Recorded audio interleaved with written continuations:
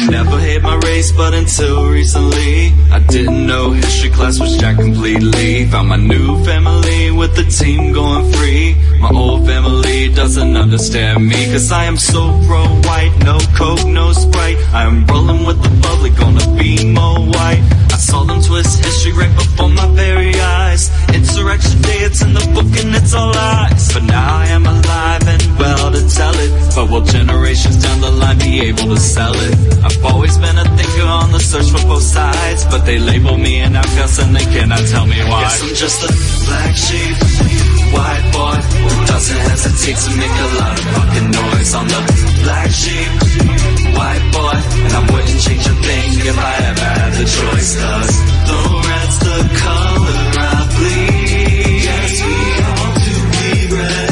I have to protect my family. Why does affirmative action make them not hire me? Even in the countries where I'm the minority. Is my race just that awesome and no other could compete? Is that what the anti-whites are trying to tell me?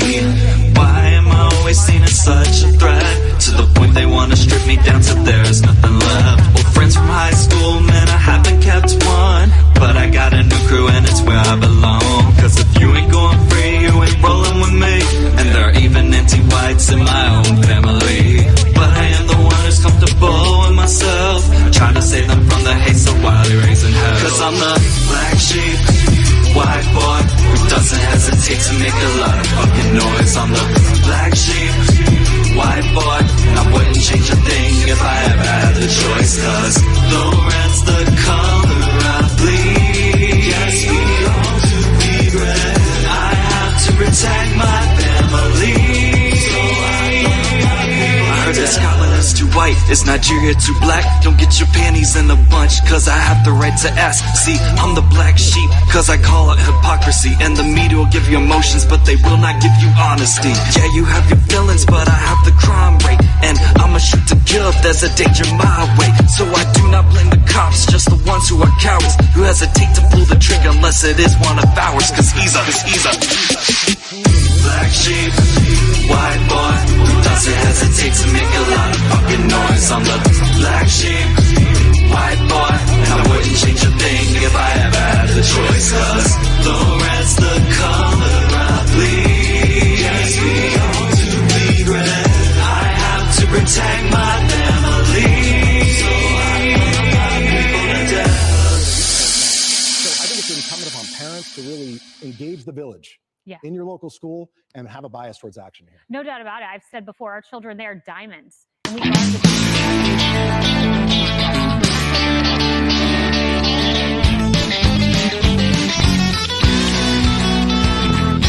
Some folks call me a rambling man. I do a lot of thumbing and kicking cans, and wouldn't do an ounce of good to call my name.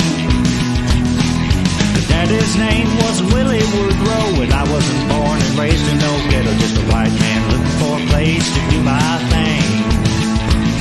Well, I'm out to find me a wealthy woman in a line of work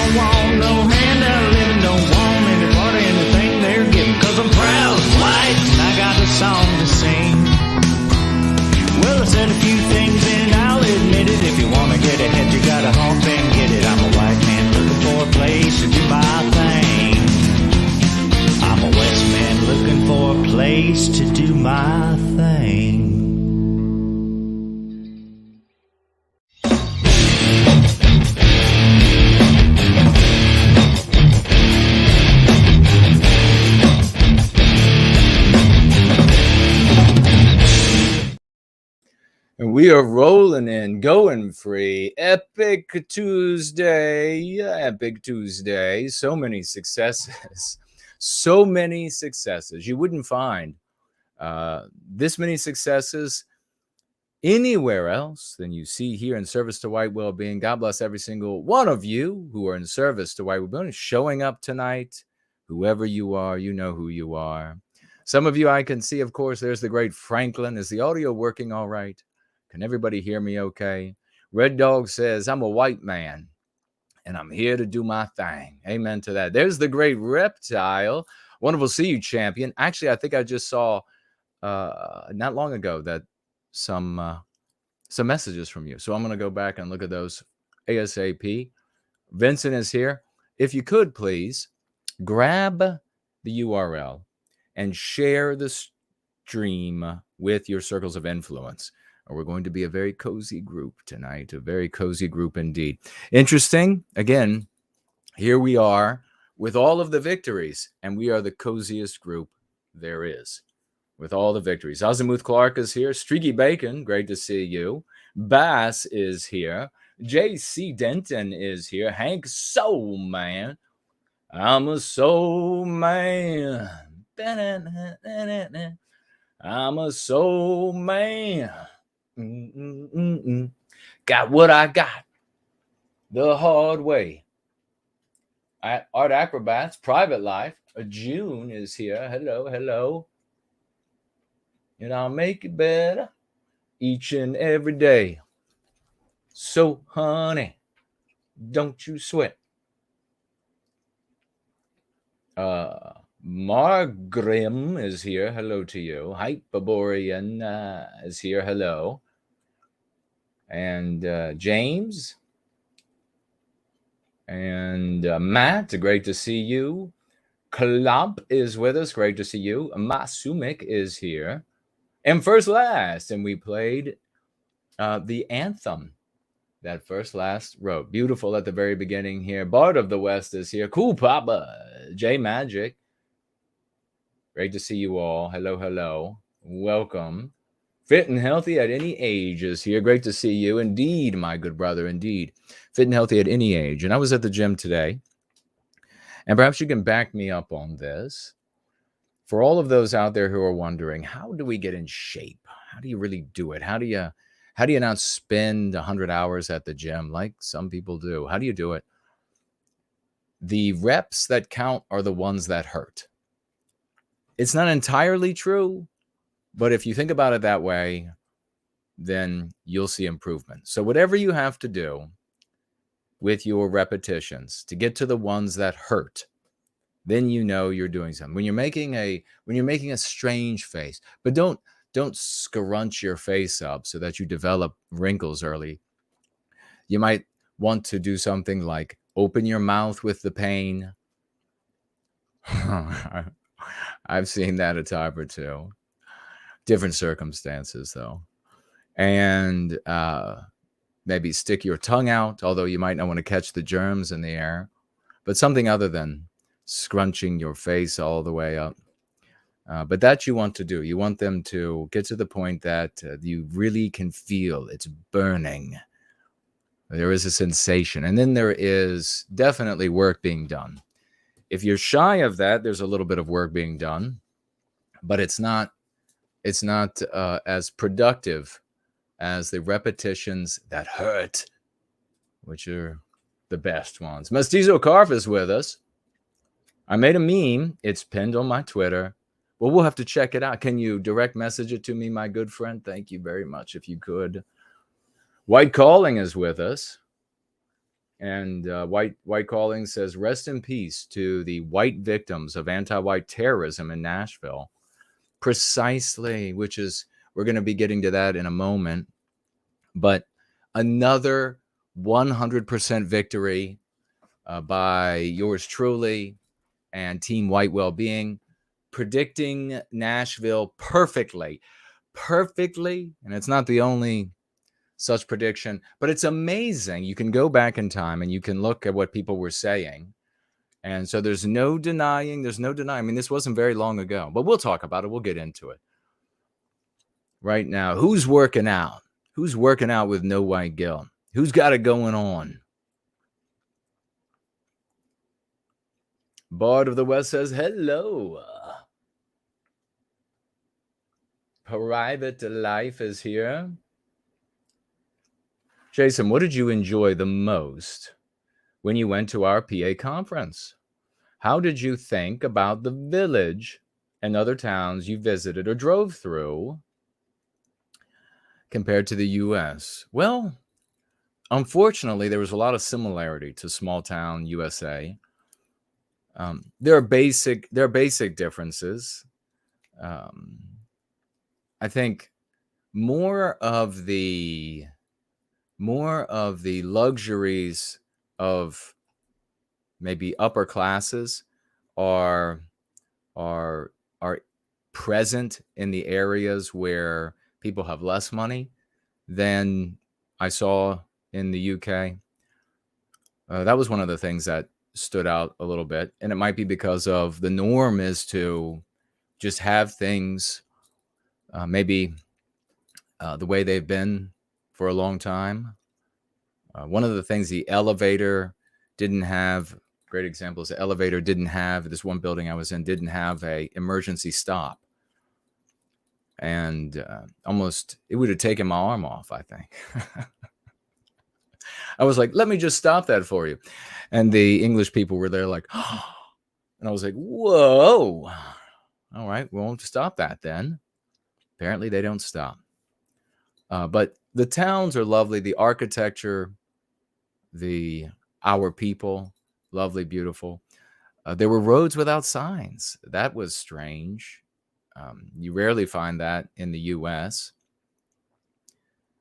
And what else? What else? Unfortunately, anti-whiteism everywhere. Anti-whiteism tainting everything, vitiating the people and the businesses and the town square. But I mean, it's like the shadow of us and our creation is still palpable. And that's why anti-whites are so just out of their minds with wanting to victimize us. We are able to see how much has been white erased. They see how much is left. And so they are at work, the monsters that they are. The conference was splendid. You know, I talked about that when I got back. Beautiful, wonderful, smart people, and had a great time. And I feel like there was a great bonhomie at the conference. So it was that was a great experience. I didn't have a single conversation, not a single person come up to me and say any of the things that have ended up becoming like the predominant conversation on the PWR show. I mean, nothing like that at all, not even remotely. So do those people show up to the conferences? I don't know, maybe. And they thought better of telling me or talking with me about those things. I don't know. But yeah, it was a wonderful, great to meet you. Wonderful experience. There's the great Fornol is with us. Herman is here as well. Anglo-Saxon is here.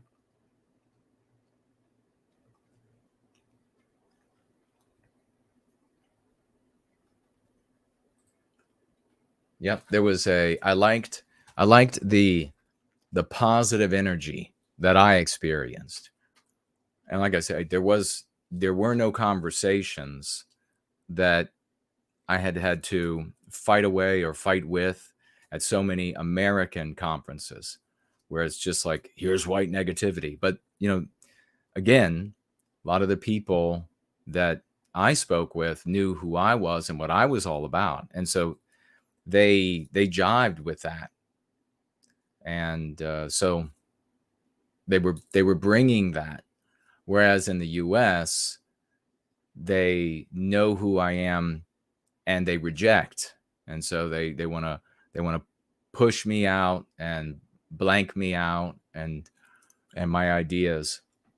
So it's constant debate. And what's interesting in all of these debates, You now are seeing them take place in your face in these live streams. And then you get to see that as we pass through time, who ended up being correct about these things. And what's wonderful, and that's really the theme of the roll-in today. The theme of the roll-in today is that Jason and Team White Wellbeing are almost always 100% right. Sometimes we're 90% right, but we're never completely wrong, which is what you find elsewhere in the white sympathetic sphere, implicit and explicit, uniformly. And that should be an opportunity for education for people, but it never is. It never is, because the white race is full of classless people. And so they can experience failure after failure after failure from a content creator, organization leader. Why doesn't your formula work? What is it here? What's the difference? The difference is the formula here. It's like a mathematics. Do you know what? Do folks really reflect on the fact that mathematics is not our physical world? Mathematics is or are the tools to understand our physical world. And we keep working until with different formulas until we arrive at one that as closely as possible describes our physical phenomenon, so that we can make use of it, so that we can overcome it, so that we can circumvent it, right? In the social sphere, the best formula is the go free method, without question. Without question. We knew what was going on with this vile urchin, this anti-white bitch. We knew what was going on from the very beginning. And what were all of these other people talking about? What were they talking about? Well, we'll get into more of that. I want to actually hear what you all have memories of. This wasn't long ago. I mean, for the love of God, why isn't the live chat full of like 5,000 new people tonight saying, holy shit, these go free people, they got it 100% right again. Here we are, because we want to be right. We want to make a difference in the world. We don't want to just be observers of everything melting down and complainers about it melting down. No, we want to get it right. We want to make a difference. No, these fuckers are going right back to the same losers who gave them the wrong information so many months ago. Isn't that just insane? It's just totally insane. What do y'all think about that? Seriously. Gentile gentleman is here. Great to see you. Ash is here. Misty is here. Wonderful to see you.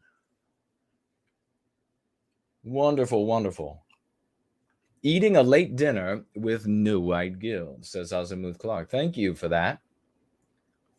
Striggy Bacon says, thank you for your eloquent reply. It was so good to see you there. I was shy of shaking hands with you. I see you were inundated a lot. Yes, there were a lot of good people coming up, and that was great. An opportunity to meet and greet and speak with folks. So I'm sorry about that. The nameless one is here. Hello. Nameless one with a name. Hyperborean Dream says stretching with no white guilt. Awesome. Yeah, I've been loath to stretch, but I've decided that since I'm not getting any younger, I should probably start stretching on a regular basis, and I have daily on a regular basis now, just to ward off any possible inabilities brought on by the mounting years. Although, of course, I'm in my prime. But this is how you stay ahead of things. But I had to for this evening, I had to reach out to Maximilian von Fock and have him adorn the office in this state here. You can see, I guess her name is Lois, and his name is Peter. And he's giving it to her. Let me just, can I get out of the way of that? It is the season of misogyny, And then, of course, we have another portal in the closet to another realm. As you can see, it is even fall in what are one of the elvish realms from that Lord of the Rings?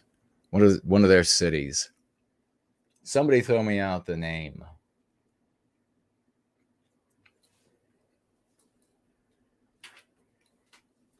I can't recall the names of their Rivendell. Jules, thank you so very much. It is autumn in Rivendell as well as here in the once great state of Virginia.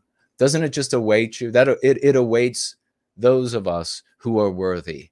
And there it is. We can walk right in to Rivendell, and we will be greeted by the elves, who will recognize us as the best of Western kind and the best of mankind. Here we are, pushing back and getting it right all the time. Make one change, and we will continue here. All right, what do we got going on? Oh yes, let's go ahead and pull this up. The anti-whites. We're going to be getting into Bud Light.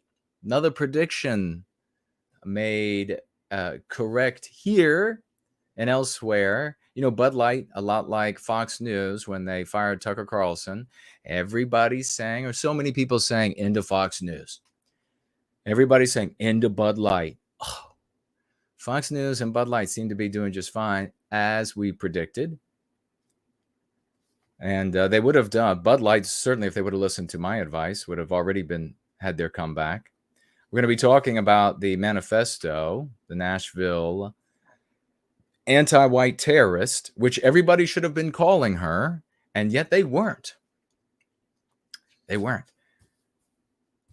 And we have a racist, we don't use the R word here, sign that was found outside of a Bellingham high school that we're also going to address, as well as your comments and questions.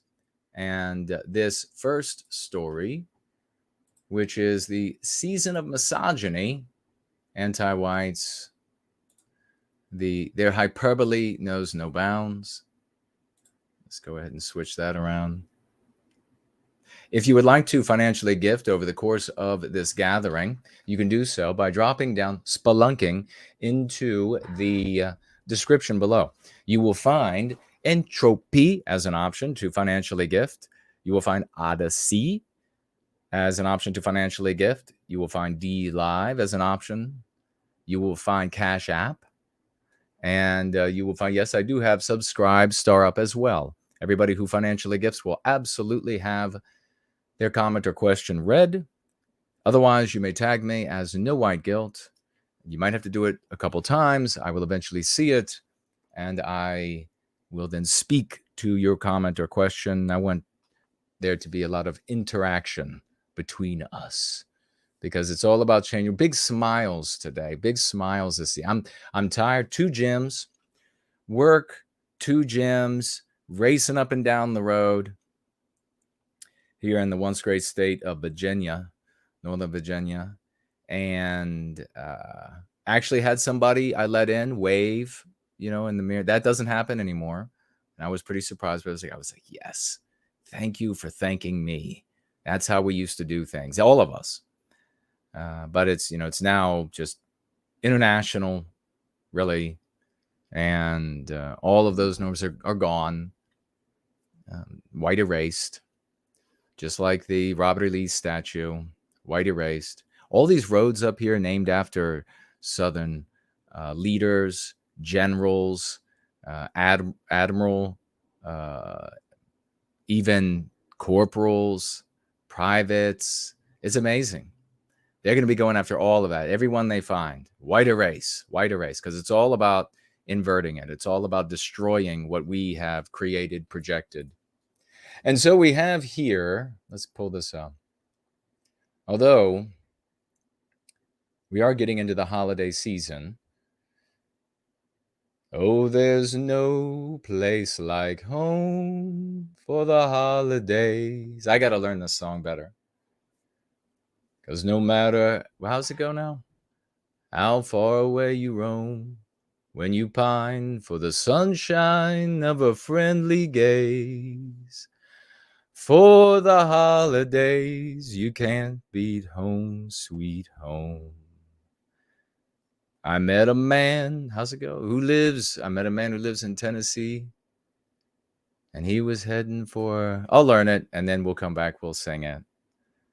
I know the main part, I think.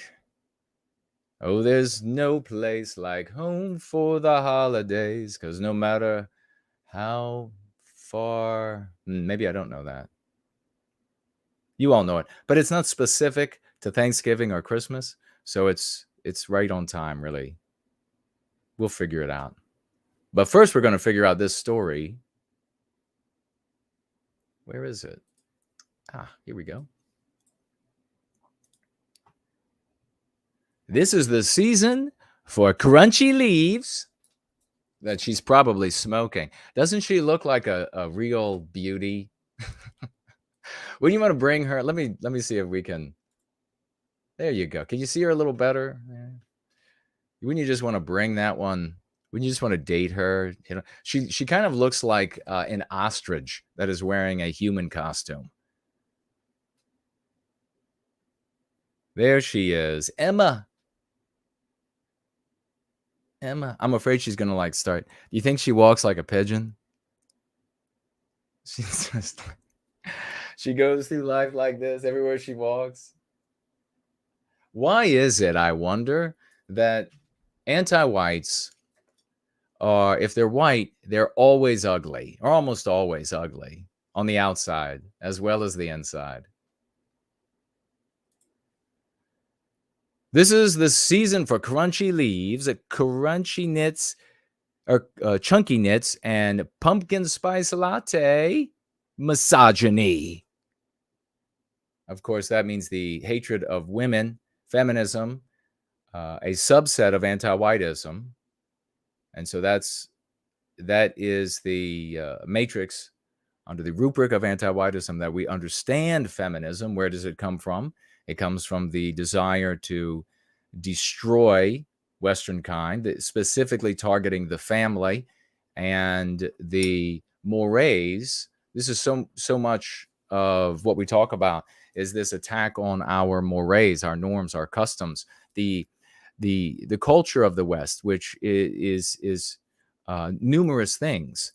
It always amazes me that folks, white people, can't answer what is white culture. Well, for one thing, it's the normal functioning of the relationship between a man and a woman, and that specifically targeted with a school of thought, a branch of anti-whiteism, is called feminism. It's no more than that. It is an attack on that relationship, and therefore an attack on the white family.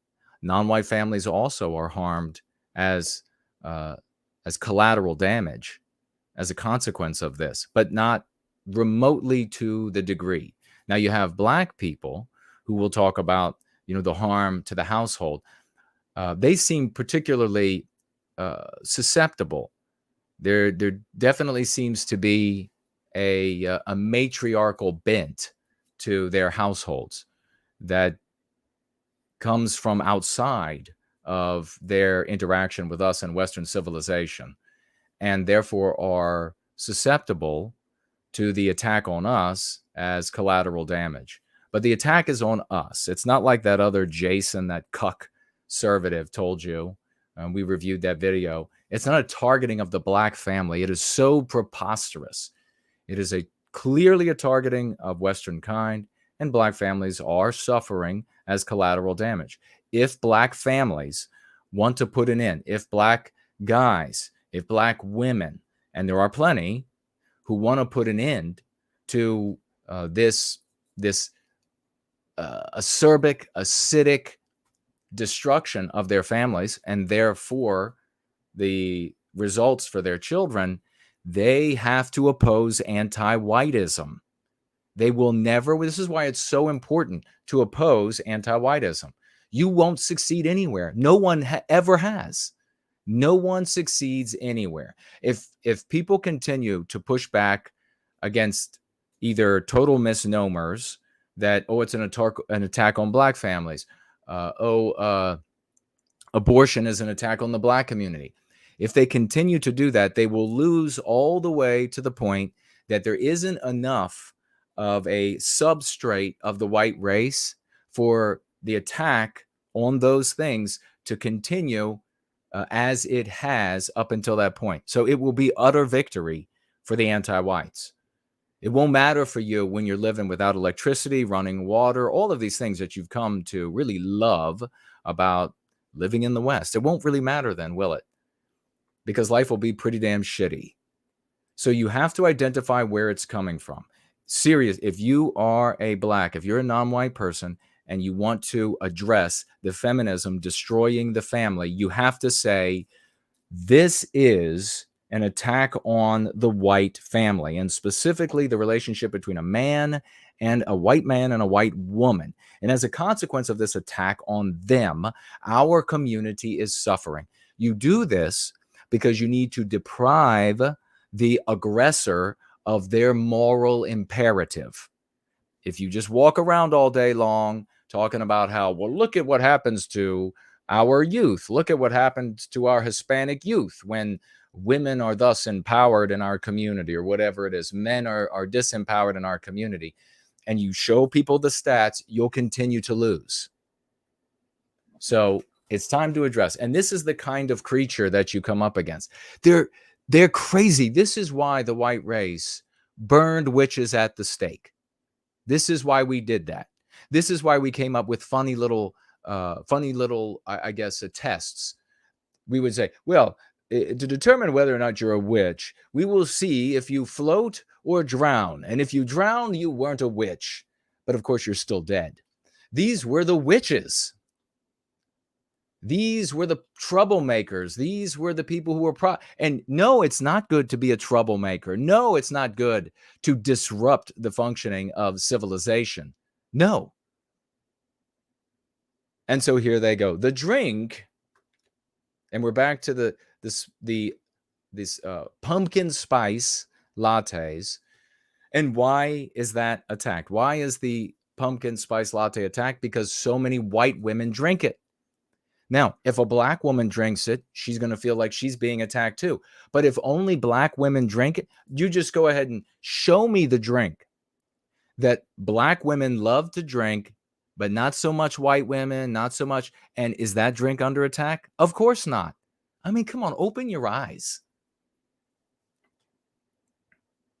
The drink is derided as basic in terms that often veer into sexism. So, guys, by the way, this is there's a couple facets to this. Just as we don't use Karen as a slur, because that's an anti-white slur, do not refer to the drink, this pumpkin spice lattes, as basic. That's being promulgated by people who are cowards and they're ready to take down this or that in society, as long as it's white, as long as it's overwhelmingly white. The name Karen, pumpkin spice latte.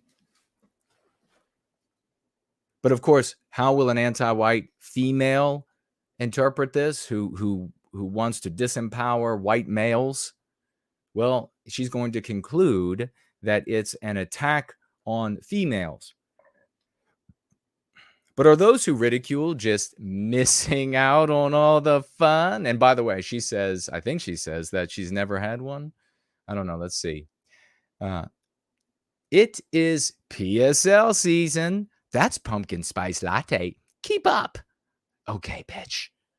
Which also, how many guys out there wanted to say that to their female teachers too? Like snotty bitch at the front of the classroom. Wide enough to have that thing that they put on the back of trucks, that sign, wide load. Which also means it is pumpkin spice misogyny season. Misandry, hatred of men. But what we should be saying about her, of course, is that she's anti-white. This sort of verbiage immediately reveals that the person's anti-white. If you are not familiar, the idea is that there is a predominantly male tendency to mock the predominantly female enthusiasm for the arrival of spiced orange beverages at this time of year. It's derided as basic, along with rhapsodying about crunchy leaves, chunky knits, big scarves, new boots, and other seasonal Pinterest board signifiers. All of this is an attack on just white women, because it's mainly them. It's like Christianity. They would have, anti-whites would have no problem with Christianity if it was all black. They would love it. They would put it in your face. Women are dismissed as vapid, sheep-like materialists, while men who make pour-over coffee that tastes like stomach acid invest. I guess it's okay for her. Once again, it's okay for the female to attack the male, criticize the males, but not the males criticize the females, because they're dainty. They're dainty and they can't take it. And again, I gotta thank with all my heart the transgenders. I will call them for that. The transgender, the imaginary females. I gotta thank them, because they have put to bed the idea that women do anything better aside from give birth and carry a child to term and help to take care of the child for the first 3-4 years or whatever it is. Done. Grew up with that. Done with it. Done with it. Girls can't do anything a guy can do better. In fact, they fucking suck.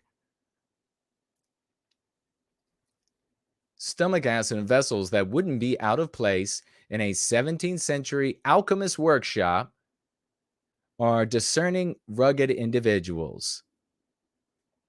Okay, whatever, cupcake. The fight back challenges the way girl stuff gets derided and takes issue with the received wisdom that is somehow admirable not to like what other women like.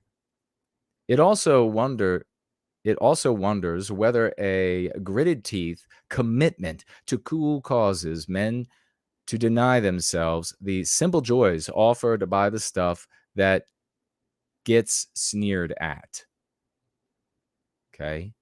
I love basic autumn pleasures, leaves, jumpers, the lifting of the habitual miasma of some. What's really disgusting about this is going to be primarily coming from anti-whites of all races.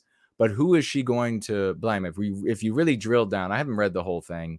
I doubt she says white, but maybe she does. But if you drill down with her, you'd find out that it's white males that are really the problem here. They're just influencing some of those non-white guys that end up saying it. They're just influenced by the white guys. No way she's going to go to war against non-white males. But this is sort of like a little bit of an infighting. The other thing that I find disgusting is these white comedians who they're like, no, I'm on the edge. I'm breaking through these walls that had been put up around us. Let me mock white people for you. Really?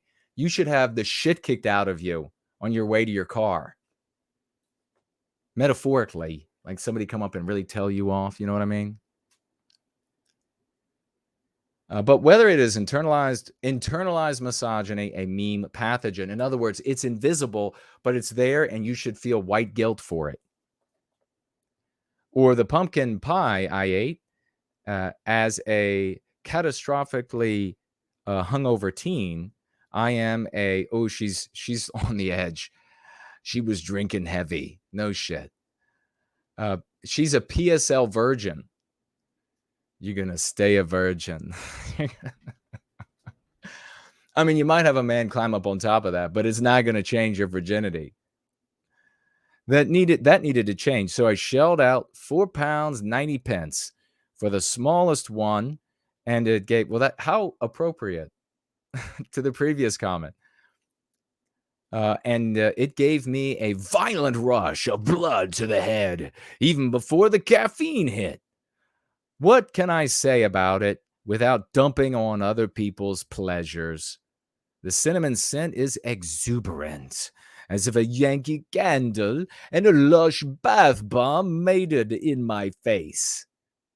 Making something so sweet yet acrid requires mad skills. Plus, with that amount of sugar, I am not comfortable with this very ugly woman implying sexual things. It's just, it hurts. Please stop. Please stop, Mrs. Plus the amount of sugar coursing through my veins, I reckon I could demolish, the patriarchy single-handed. Patriarchy? Patriarchy? What a joke. Talking about being over in the UK, I thought that I had seen the absolute cucked, beaten down browbeaten by females, henpecked to death guys in America. But I found their match in the UK. I mean, it's just, this is white people. This is the West. So this is the West. Men don't run jack shit, but it's a narrative. It's an anti-white narrative. So it persists. She's like, I still have to wage war against it. Somebody should have put angel dust in her. I'm joking, of course. Pumpkin spice latte. She could have demolished the patriarchy. You did with your looks. The species would end if all the women looked like you. If I did it really quickly before the inevitable clammy collapse, what? I probably won't order another. The neon orange stain from where I dripped it on my chunky knit is enough. P.S. Also, learn how to actually consume a liquid or go back to your sippy cup. How apropos for an anti-white. I can't help but spill on myself. But I defend to the death your right to drink it. Whatever. So let's do this. And then she hashtag cozy autumn vibes things. This is why, cozy. Do you really think in your deranged anti-white mind that Western civilization is clawed out of the animal kingdom with notions of cozy? No, you have a place to be cozy because white men made it that way. Get some respect, bitch. Get some respect.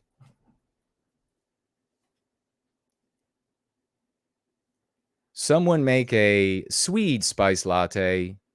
You cowards, whatever. I hope you appreciated this article, but before moving on, I was hoping you would consider taking a step of supporting. No, absolutely not. What does that say? From Elon Musk to Rupert Murdoch, a small number of billionaire owners have a powerful hold. Can you believe this? The absolute reverse of reality. This is why you don't have conversations. As soon as an anti-white reveals that they live in a total world of fantasy, the anti-white narrative, you just say, thank you for telling me. Have a nice day. You sick ass motherfucker. And then walk on. Find a white person that can hear and has some reasoning faculties left, because these people are gone. You cannot take anything back. You cannot recapture our destiny from people who are living in fiction.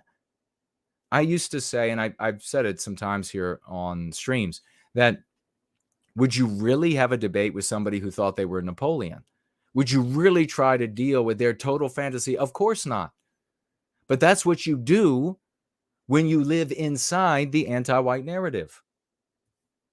And for God's sakes, it's literally up to their imagination, whatever is next. So talk about not only being able to rewrite all the rules, and then over here you have all of these conservatives who just complain about the rules being broken and rewritten and everything.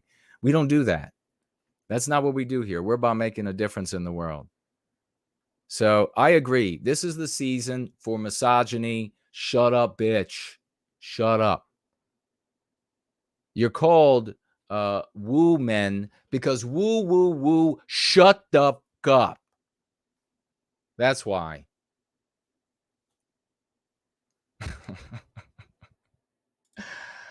And the reality is, of course, that genetically, every woman wants a man that is in charge, that is dominant, that's not going to take any shit off them. That's just a reality. I've had so many times where these females that were anti-white and they went to war with me in a conversation, and when they realized I wasn't going to take any shit from them, I saw the change come over them.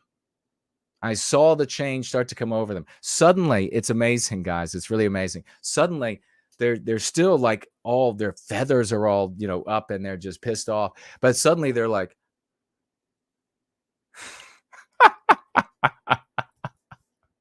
so inside she's like, just bend me over. Just fucking bend me over. He won't take my shit. All right. No more capitulating. Pumpkin spice lattes. Well, now we can get to the actual. Now we can get to some actual coverage here. I'll see what y'all are saying too.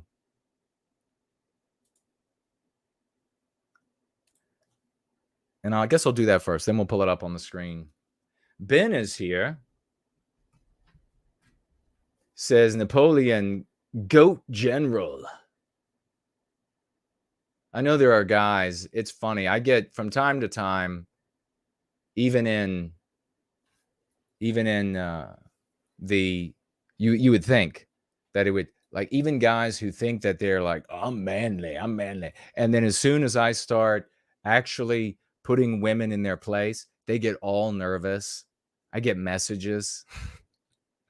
We don't like Jason because he criticizes women. Spud Ruckus is here. Hello to you. We have somebody here by the name of Hugh asking if we are wokies. That's retarded. By that, I mean TARDIS. It is TARDIS. Why would you say that absolutely juvenile, asinine wokies? We're the wokies. We're on, what was the planet where the Ewoks lived? Because that's where these people come from. Tatooine, what was it called? It's the wokies. Surely you can see I'm not a little bear.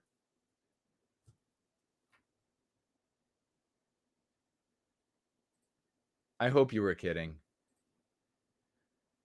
Don't stare at the journalist's face too long. You might get ED. It's possible. She is not a good-looking woman. No White Gill Clips is here. Great to see you, brother. We're laid back. We're chatting. We're talking about things. We have major victories over. I had a clip sent to me of one Nikki Fuentesi. And apparently yesterday he did a show somewhere where he talked about how this Nashville shooter's motivation was unknowable. That he didn't know what it was back then. And it was unknowable until this leak. Oh, really? Have him on another show. Have him on another show. He's so right. He figures it out. Archangel is here. Great to see you. One of the most tragic things we lost in the West was musical ability. Everyone used to know how to sing and play music because no one had access to recorded music. Well, that's true. A lot of beauty there in the creation of music. Hello, Catherine, and welcome. Good to see you.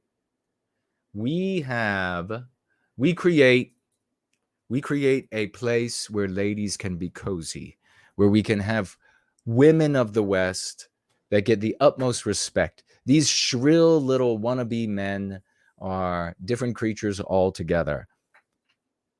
And we will put them in their place. Marlene is here. Hello and welcome, Marlene.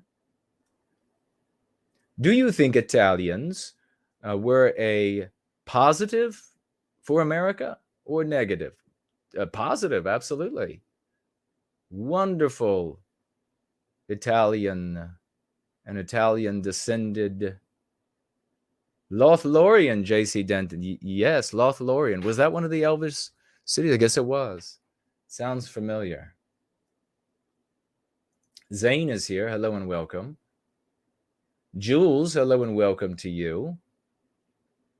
You see the difference in my philosophy, if you will, when it comes to men and women. I guess it's the Western philosophy, is that women and men are puzzle pieces, and they fit together perfectly, psychologically, emotionally, physically, obviously. They come together to enrich each other and to rear powerful families of the West. When they do so, it's something that the world trembles before. And when we perform the roles and tasks that we clearly have an edge on the other sex, when we perform those roles to our utmost ability and our partner doesn't get in the way or try to do those things, which they don't do as well, then we can have an opportunity for harmony. But we've come into this problematic area. Where you can't criticize women. You can't. You have all these guys that get all nervous and they start looking around for their mother to come and, smack them across the face or whatever it is, or their wife or the sister, girlfriend. You can't criticize them. Well, that's got to end. There are good women and there are bad. There are good guys and there are bad. And we criticize women here. And if you're a guy who's getting all nervous, then find a skirt and hide behind it. You're not welcome.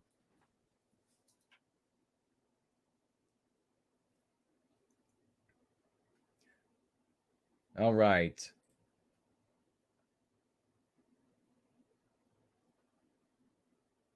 Promethean Kitchen says, I love the necklace you're wearing. It looks awesome. This, yes, is the Eindelen.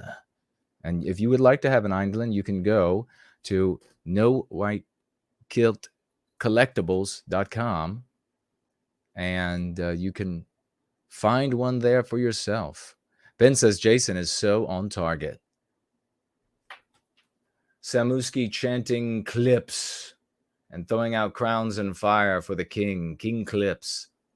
I wouldn't use the Trumpian wording you used, but you're correct. Society is supposed to be run by men, not women, says Bard of the West.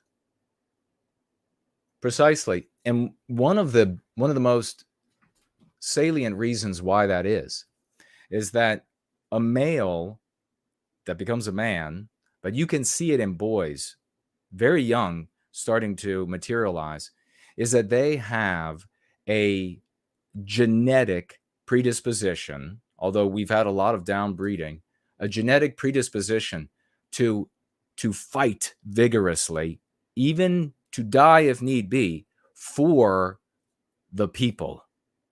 Women don't have that. It's absent. It is totally absent. You can go to in my opinion, of course, I just had YouTube take down another video, but in my opinion, you could go to a movie and there could be the biggest battle scene and guys are fighting hand-to-hand combat, swords and everything. And you can look around the audience and you'll see guys with tears coming down their face. Women are just like, oh my God. Women might tear up for the dead, for the wounded, for the son who's not going to come home, for the wife who won't see her husband again because he died on the battlefield. Guys have tears from the fighting. That's fundamentally different. That's the part of, that's the side of this spectrum of man and woman that you want making the decisions for the totality. Because when you have females in those positions, what do females want to do? They want to compromise. They want everybody, they want to have us and say that the other side, so it's for a female, it's all about what they perceive as will be fair. And anti-whites will very quickly give you a perception of what's fair that is actually extremely injurious to us. And they just do it again and again and again. They just cycle through it. Every generation of women that comes up, they just do it again. What's fair now is that, and then the women are like, we have to do that.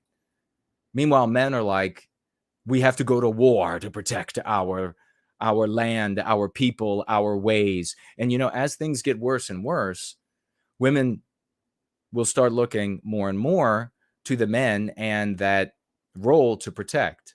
But there's going to have to be a big change, because we're not going to have this notion anymore of men's lives. They have less value. They can go out and die and it doesn't matter. No, the fact that a man has this urge, this drive for glory that we've talked about before, for the people, for their people, the fact that men have this means that they deserve the utmost respect. Each one of their lives are infinitely valuable because you live in peace and harmony because of those lives. Your children have peace and harmony because of those lives. They're not fungible, bitches of both sexes. They're not fungible. So we're gonna right the ship. And somebody said, "Oh, well, this will never work out because of X, Y, or Z or whatever. White people will never change because they hold this value or that value too sternly." What those white people might not make it, but there will be white people who make it, and they're going to have a completely different mindset.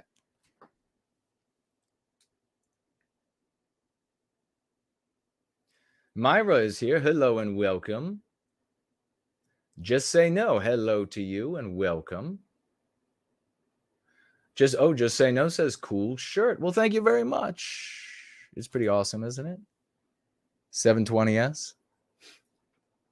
Rory Herbert says, whatever happened to the scary dragon? And it is a statue of yours truly. And those are some of Elaine Sabatino, a wonderful, glorious woman of the West. Her work, I don't know if you'll be able to make it out. Maybe if you zoom in. That is propped up there. But the dragon has gone to sleep for another year.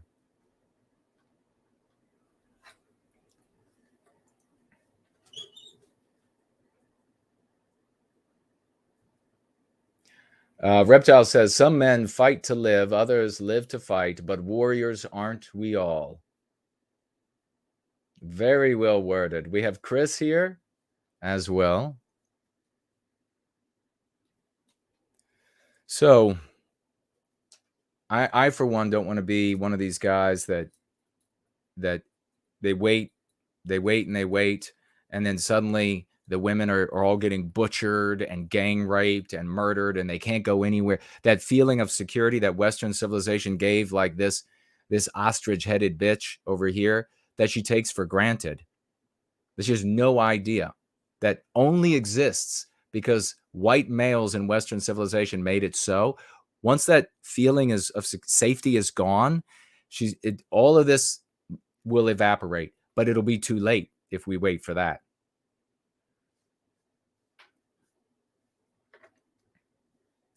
Promethean Kitchen said he cried a lot during the movie Saving Private Ryan. Yep, and it's for the glory, not for the deaths. That's a completely different part of like our ecosystem. It's not the same at all. We experience it. We can mourn over that, absolutely. But in those moments of combat, when and talking about combat, happy Veterans Day, and big salute and honor show that's coming up in the U.S. Not too many days now. It's just the 11th, a few days away.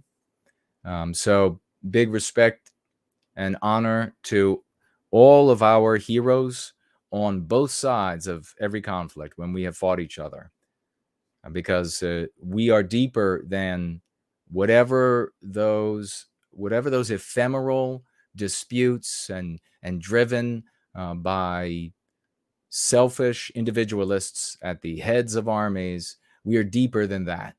And so those were our brothers on both sides, and we love them all, and we make the promise, no more brothers' wars, which is another reason why the conflict, the United States and the rest of the West should not be funding the conflict between Russia and Ukraine. They're literally fighting to the last Ukrainian.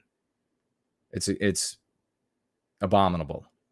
So irrespective of which side is right or wrong, I mean, what would be, you can ask yourself, what would be preferable?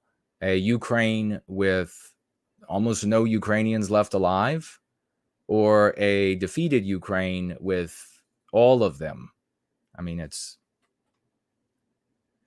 but let's go ahead and pull this news item up.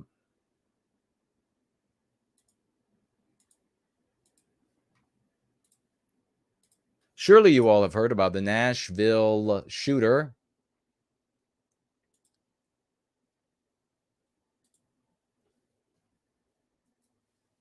And how right we were once again. Do a little bit of looking back in the rearview mirror that we normally don't do. But I guess we'll get into this first. Or maybe, yeah, we'll get into this and then we'll briefly tap into that Bud Light thing, a place where we were right again as well. But June says, thank you for your great truths. Wonderful Western men, some in my family, have protection and provisions in spades.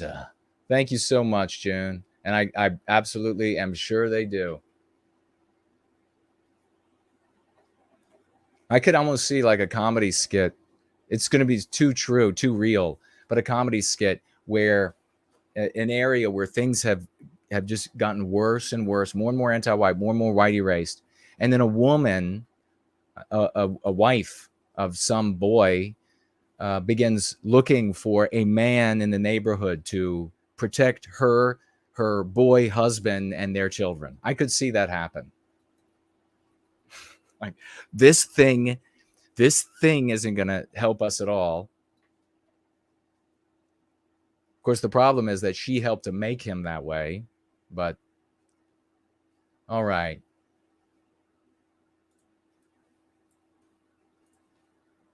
Nashville authorities aware of purported leak of Christian school shooter manifesto. Picture of 3 pages said to be from Audrey Hale's Covenant School Murder Manifesto. Mass shooting, anti-white terrorism is what we call it. I called her that then, and we saw there were a bunch of folks, and maybe you can share some of your memories of the kinds of things that were being said. The white sympathetic sphere. I mean, that clip I saw of Fuentes saying the position that he held and still holds was that it was unknowable what her motivation was. Just completely unknowable. To him, and through the lens he looks through, it is unknowable. But to us, it's absolutely not unknowable. We're dead on again, correct. Anti-white terrorists. Nashville authorities are aware of the purported leak of portions of Covenant School shooter Audrey Elizabeth Hale's highly anticipated manifesto found in the car where the killer gunned down 3 9-year-olds and 3 adults in March. In what appear to be crime scene photographs of the killer's handwritten notes, the unverified documents explain why police were quick to label the massacre calculated and planned. We were aware of that assertion, a city police spokeswoman told Fox News. Wait a second, Fox News. How did it become spokeswoman when it's a female, but a spokesperson when it's a male? Anti-whiteism.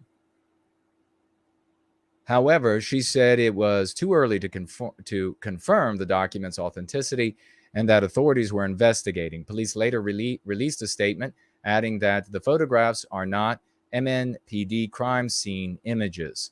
Nashville police have said they recovered documents in the 28-year-old Hale's car after police killed the suspect. the anti-white terrorist on the school's second floor. However, they have been fighting in court not to release the manifesto, and so has a group of parents from the school. Isn't that curious? Who would be behind that? I tweeted about this, and some of you retweeted it. I wrote this: I believe that the federal department, CRS, Community Relations Services, which we discussed here several weeks back, how that department operates, and we even shared with you here an anti-white organization that helps anti-whites, busybodies in your neighborhood to bring the government, to bring law enforcement to bear against those in the neighborhood who aren't anti-white enough. And one of that organization's recommendations, the preeminent one, was this department, the CRS, Community Relations Services, that is in the DOJ. And what do?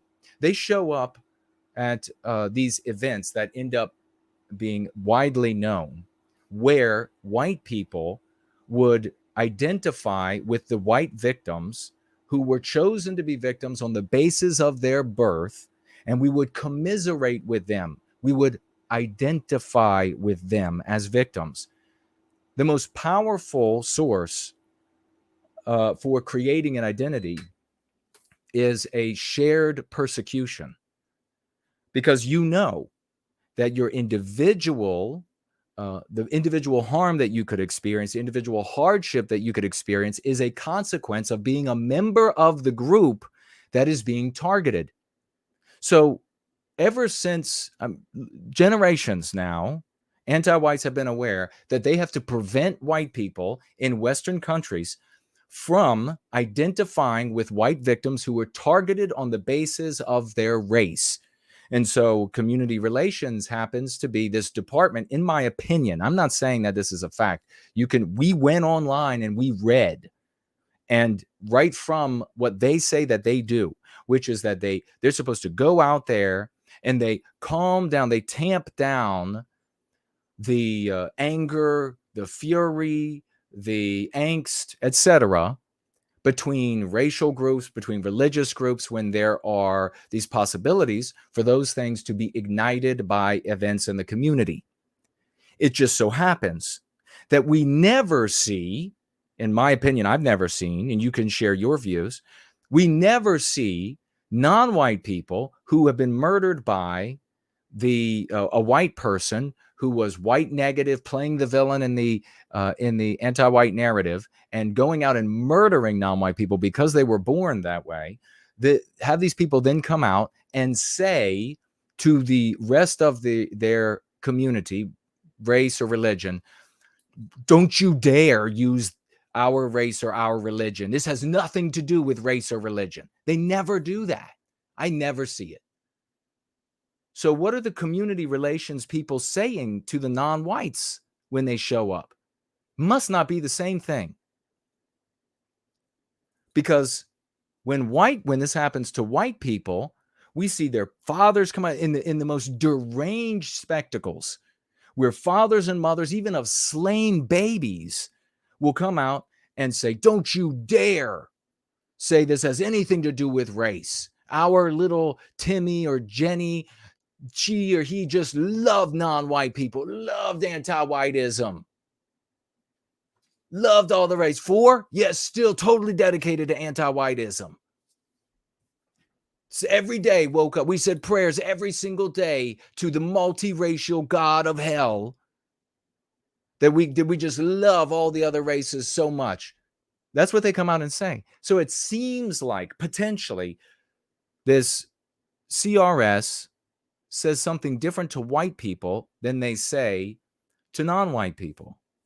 It seems like that's a potential reality. So I say, I believe the federal department, CRS, Community Relations Service, or the equivalent at the DOJ, blocked the release of the anti-white mass murder manifesto in Nashville to prevent white people from identifying as a community in grief and as victims on the basis of our race. I would put everything I own down on that. That's how certain I am. And I got a kind of a good track record. That's how certain I am that the feds came in, not from knowledge of being there, but using my deductive prowess, which is profound, my understanding of the anti-white narrative, of anti-whites, etc., human nature, that the feds went in there and said, you will not release the manifesto. They may even have something at the state level in Tennessee as well that coordinates. There's probably even an office of CR. We could probably find out. There's probably a CR's office in Tennessee or a state very close by. Remember, these people show up at the homes. They show up at the homes, and they say, and they tell the people that they are a department within the Department of Justice.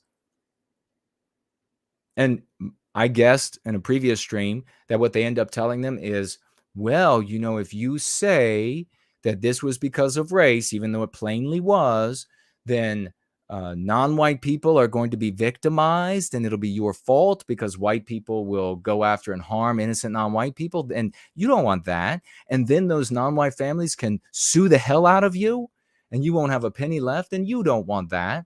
So here's what we want you to say. Here's what, and that's how it ends up being so uniform, even in different Western countries.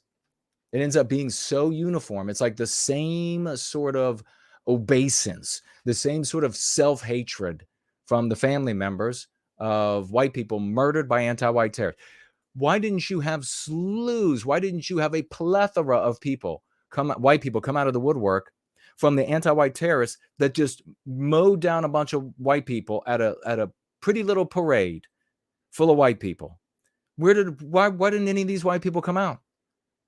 This guy was clearly an anti-white monster. CRS. So they have a look at this manifesto and they say, whoa, this isn't good. You don't want white people to realize, you want them to keep going through life being goofy, just being goofy and big white boobies and just buying muscle cars or big trucks or video games and just being selfish individualists. You don't want them thinking about their own victimization as a consequence of the group to which they belong, irrevocably belong. They can't get away from it. No matter how anti-white they get, they're still white. You don't want them thinking about that. So let's go in and intervene. Well, of course, we look at the tapestry here of the country, the tapestry of people's lives. So we can, with the lens of the Go Free method, look at the zeitgeist of the day, what people live in and through every moment of their lives. And we see here a female who was in immense rebellion against the order created by Western civilization, all the way down to the point of rejecting not only her race, but her sex. And so she was transitioning, I guess. I don't exactly know what point or whatever. It's immaterial. But she was in war against that system. Christianity also, as I pointed out earlier, if it were all black or almost all black, she would not have had a problem with Christianity. She had a problem with Christianity, if at all, because so many white people rely on it, enjoy it, practice it, and all things white have to be white erased. All things white have to be attacked. So this is how we are right again and again and again. We said this was a little anti-white monster. I want to read the great Odin-sire wrote this about this revelation. Said Jason was right about the Nashville shooter being an anti-white shooter. The manifesto was just released, and it turns out it was explicitly anti-white. I remember telling conservatives on Prager, Turning Point, Fox, and Daily Wire at the time that the shooter was anti-white. And they said, quote, "How could it be anti-white? The shooter was white." And, quote, "This has nothing to do with race. Stop playing identity politics like the left." Close quote. Well, you conservative motherfuckers, you all to hell. You little, I'm so tired of your soft, just the white underbelly of pussydom. That's what you are.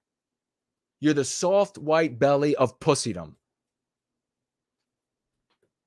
Turns out the conservatives were wrong and Jason was right again.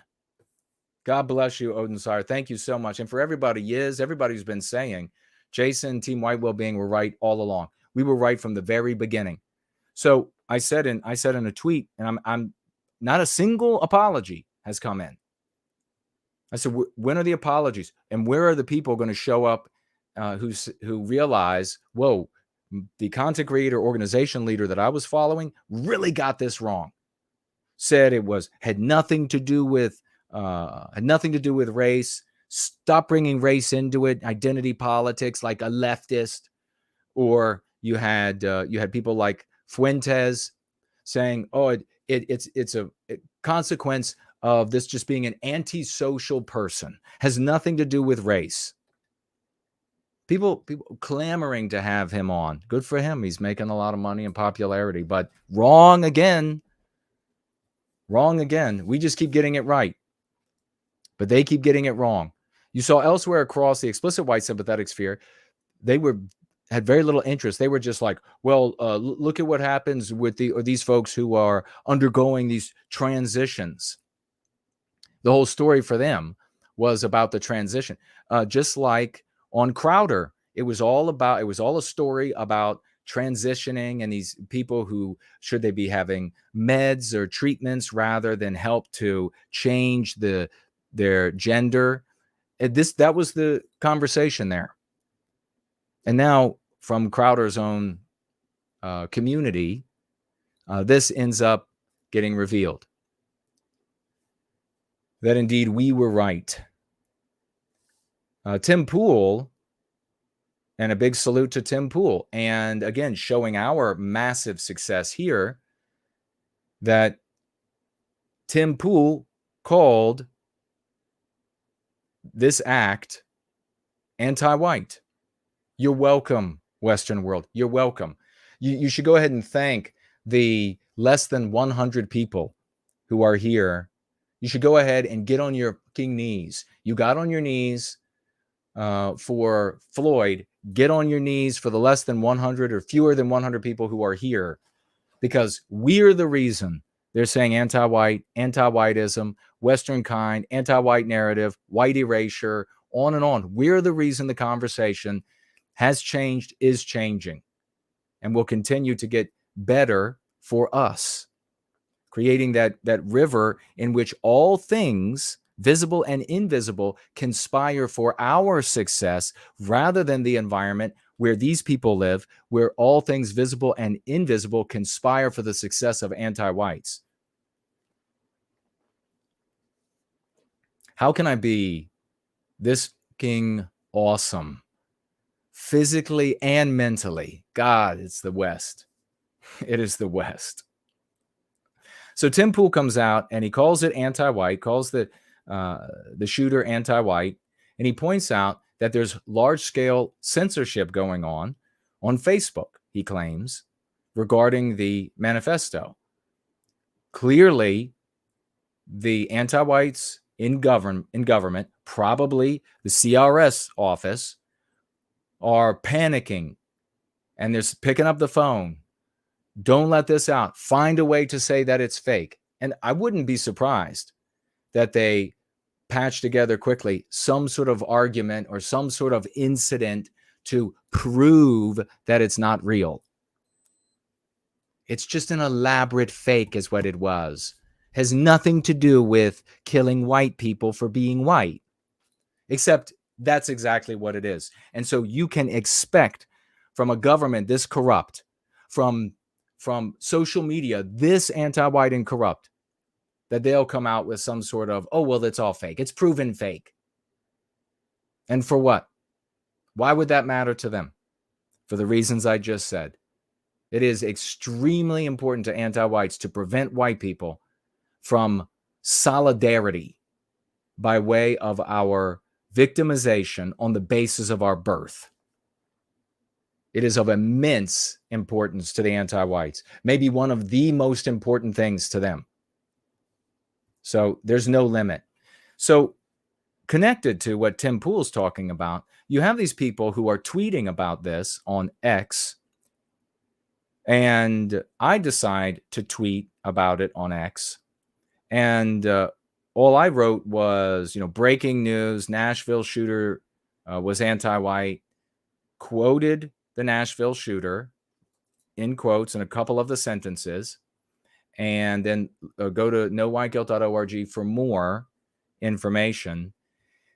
And X immediately sends me a message saying that they are going to put they have put my tweet into a limited state, even though I'm not quoting anything different from what others are quoting from the manifesto. I've got the picture right there on the tweet, and I also to protect people's eyes, I took out certain letters, put little stars in there so they wouldn't be harmed by saying they would have to figure out these words.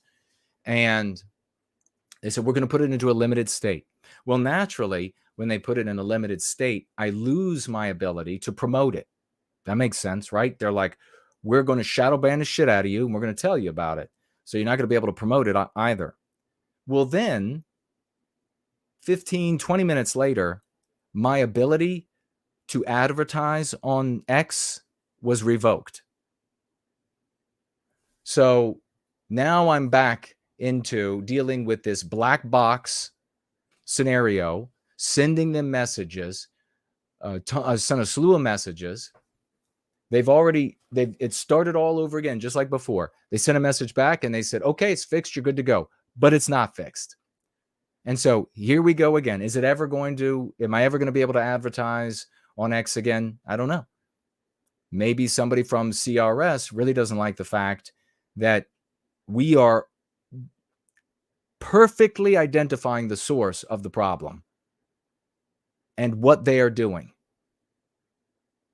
Maybe they don't like that. Maybe somebody from the DOJ doesn't like that, and they picked up the phone to Twitter. And so we're a problem, not a Crowder or not any of these others that are tweeting about it. They're not the problem because they're not going to go to the heart of the matter.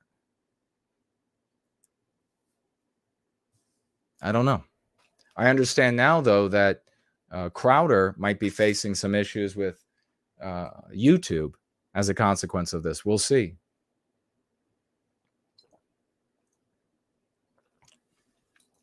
But I really loved in the clip of Nikki that he said it was unknowable. This is, these people come and they show up here. Sometimes you see them in the live chat. They'll show up on the threads afterward and they'll say something like, everybody should be following Nikki. He's a genius. He does nothing. He accomplishes nothing. Wait, that's not true. He aggrandizes himself, makes himself a shit ton of money, does nothing for Western civilization, does nothing to help the individual improve their life, nothing whatsoever. He affords his audience an idol so that they can be idle. This is what he does. So their great genius champion said it was unknowable, absolutely unknowable, what was motivating this anti-white terrorist until now.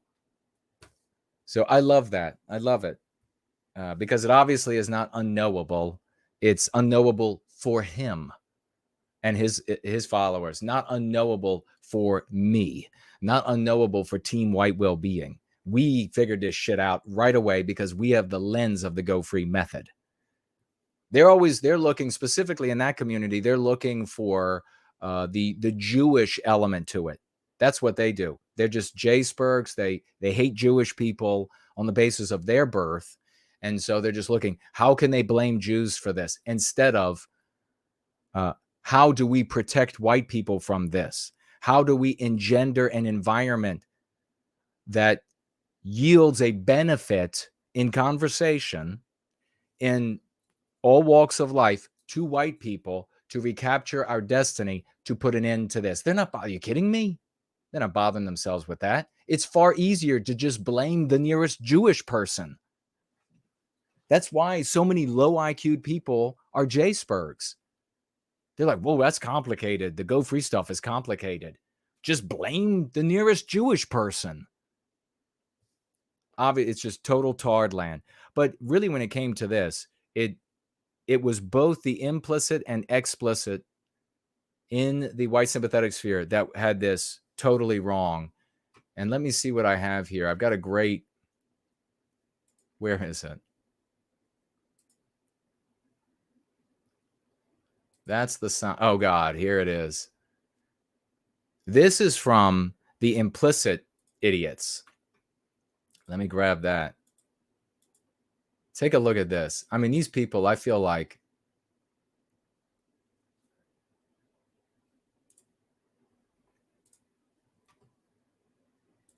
See if we can get that to work.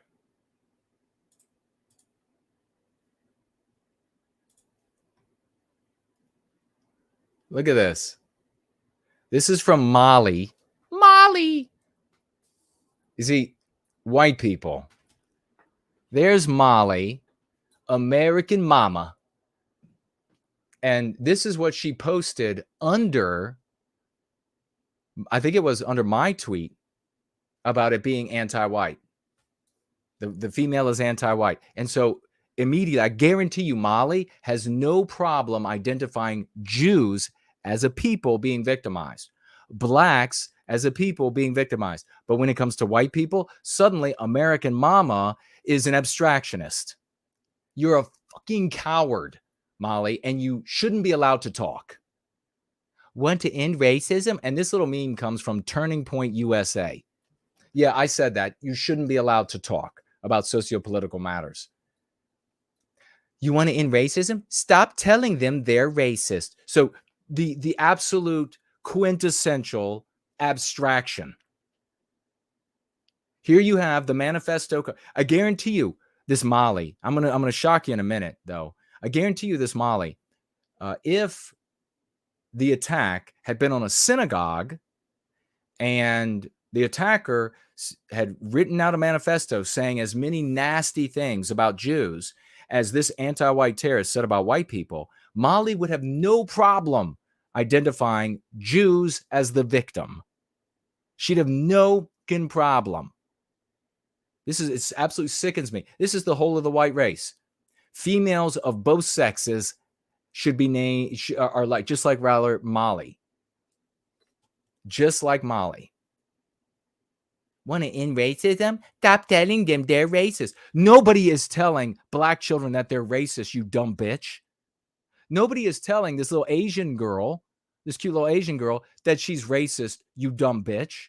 Nobody's telling this Hispanic boy or this Hispanic girl that they're racist, you dumb bitch. Stop talking. You know what?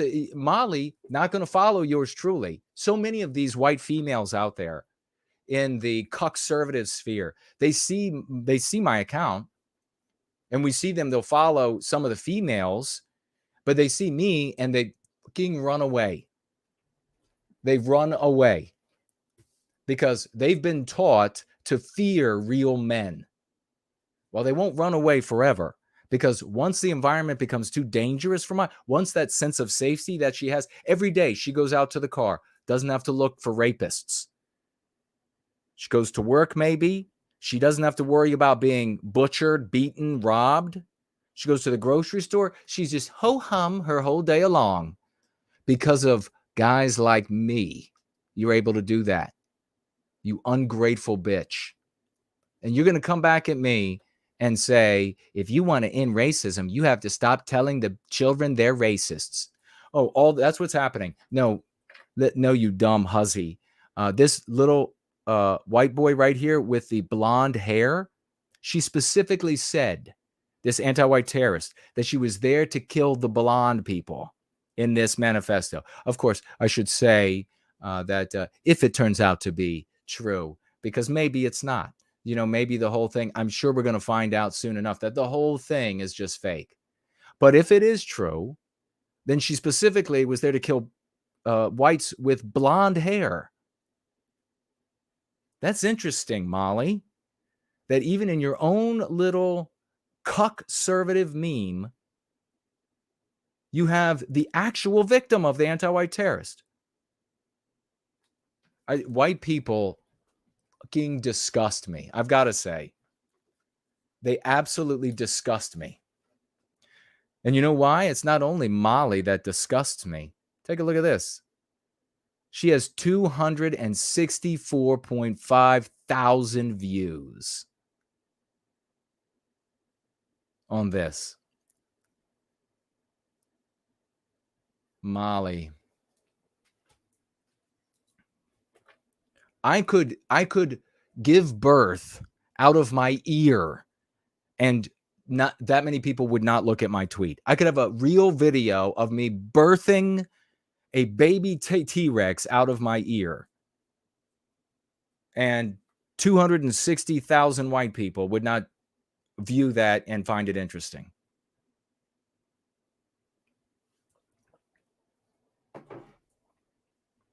But yeah, if you want to make a big abstraction, and it's so disgusting, don't you think? This is why I'm so disgusted by white people. 3 babies, 9-year-olds, were murdered, as well as 3 adults. 3 babies. So how many times have I told you that white people are so sick with anti-whiteism that in their face they could see anti-whites beating up white children, white babies, beating them mercilessly and saying it's because they're white. And people like Molly would say, we don't target a specific race. You can't tell black children that, oh my God. Anyhow, absolutely repulsive. Let me take a quick look at what y'all are saying. And, I also wanted to point out, little Nicky made in his assessment, in this short clip, an assessment about people like this anti-white terrorist. So he was making the argument that it was unknowable, at least it was to him and to his followers, unlike me and everybody, all the knights of the white table here. We don't have followers. We're a team. He was making this argument, and so the argument was that since it was unknowable, this individual was antisocial. And then he went on to make a self-serving argument, given the environment and given what the environment being the anti-white narrative we live in, and given what he and others like him create with their positions. They create terrorists. They create people who hate non-white people on the basis of their birth and then go out and want to murder them. And they'll take flags from different periods in history that they've been told by the anti-white narrative, these are the flags you wear, and this is the kind of verbiage you use. People like Fuentes create that because all day long they're talking about this race is the problem and that race over there is the problem. Crazy people go out and do things. So his self-serving argument was when people go out and they claim to be doing something in the name of an ideology, in the name of a party, in the name, they go out and they commit an atrocity in the name of something. It's really not the thing that matters to them. They're just antisocial. I was like, you got to be shitting me, man. That is dumb. No one is going to buy that. No one will buy that. So on the basis, first of all, it's not honest. He's too smart for that to be an honest argument. It's a self-serving argument, but no one will buy that. He's making that argument because he knows he wants to dismiss the anti-white atrocity committed by this anti-white terrorist in the hopes that since he dismissed them, and talk about how naive, that he'll be able to say that to anti-whites in the future when maybe one of his followers or one of his other people who idolize him decide they're going to go and kill the Jew who owns the gas station or kill the Jew who runs the bank or whatever it is. He wants to say, oh no, the ideology doesn't matter to them. They were just antisocial cranks, and then they kind of just put on an ideology for the heck of it. It actually has no meaning. Well, I'm going to tell you what, it has all the meaning in the world. It has all of the meaning in the world. The things that this vicious anti-white viper wrote, you could see the depths of demonic anti-whiteism in her. And it was clear before we saw the so-called, I should continue to say, the so-called, it'll never be proven, I guess, manifesto. But you could see how vicious and anti-white it was. It had everything to do with it. Everything. She could be as anti-social as possible. She could be totally loony, and she would be directed at something else in some other way. And the argument that she would end up in committing an atrocity like this is totally specious. I mean, you could just, for a mental exercise, imagine a room of slightly unhinged people, but you could take healthy people. You propagandize them with, I mean, the governments do it all the time. What is the government doing right now? What is the government saying in the United States about Palestinians? What is the government saying about Russians? I mean, war propaganda is taking normal people and making them able to murder or be okay with the murdering of other people. So you can drive a community to acts of murder, to atrocities, and that's what she was driven to by anti-white ideology, and white people need to know it. And that's what CRS wants to prevent them from finding out. What a ridiculous self-serving argument. He knows there will be more murders of non-white people by psychos who are reading or listening to him or to some of these other villains in the anti-white narrative. But to think, how naive, that's the silliest thing.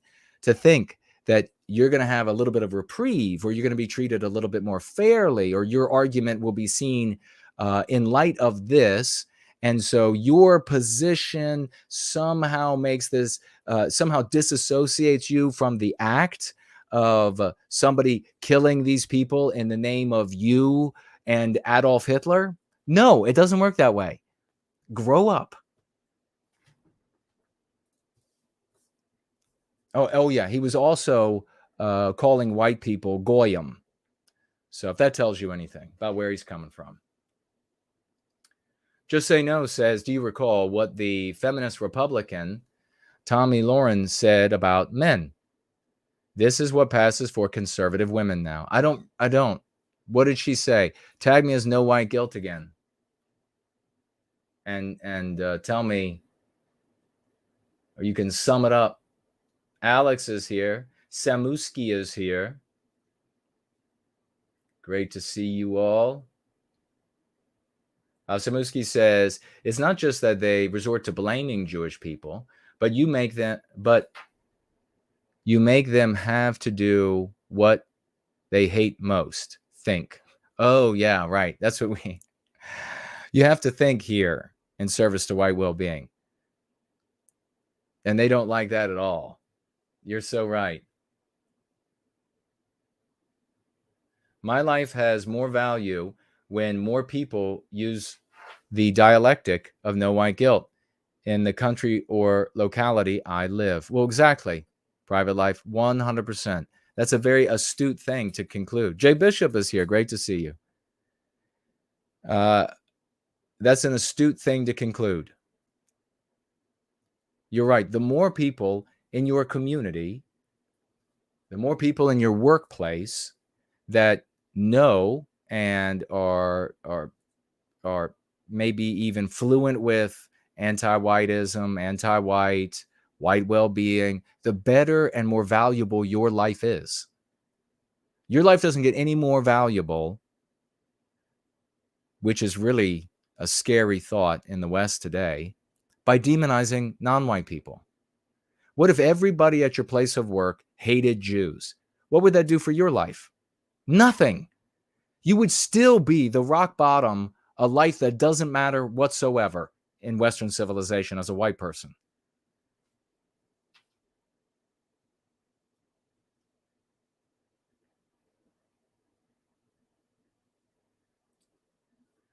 Jim, I'll have a look at that.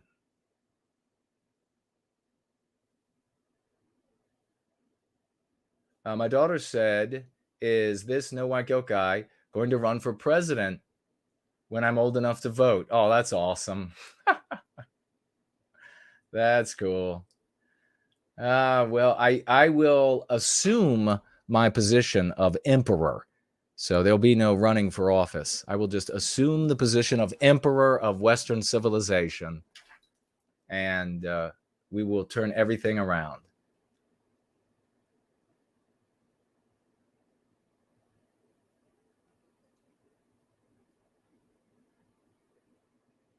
All right, I don't see anything else. I watched your Sunday Live twice. I was fired up. Me and my kids can't thank you enough. Well, you're so welcome. Unfortunately, Remembrance Day has become completely anti-white, and I'm ashamed of that because my family had also served in the war. My great-grandfather, and I guess you probably went on there with,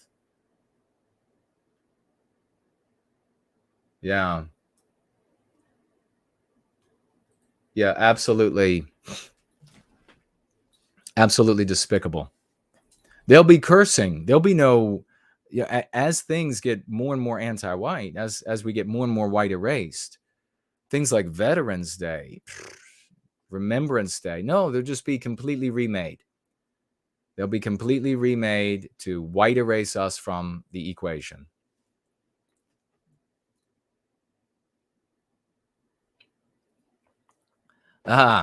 Mestizo Carf's got a great idea. He says, hire someone to make you a crown. Maybe that's what I'll need to do in the future to maybe get some attention. I don't know, because people would say, who's so impudent that they declared themselves emperor of Western civilization? He's even got a crown. And it's good looking. It's a good looking crown on him.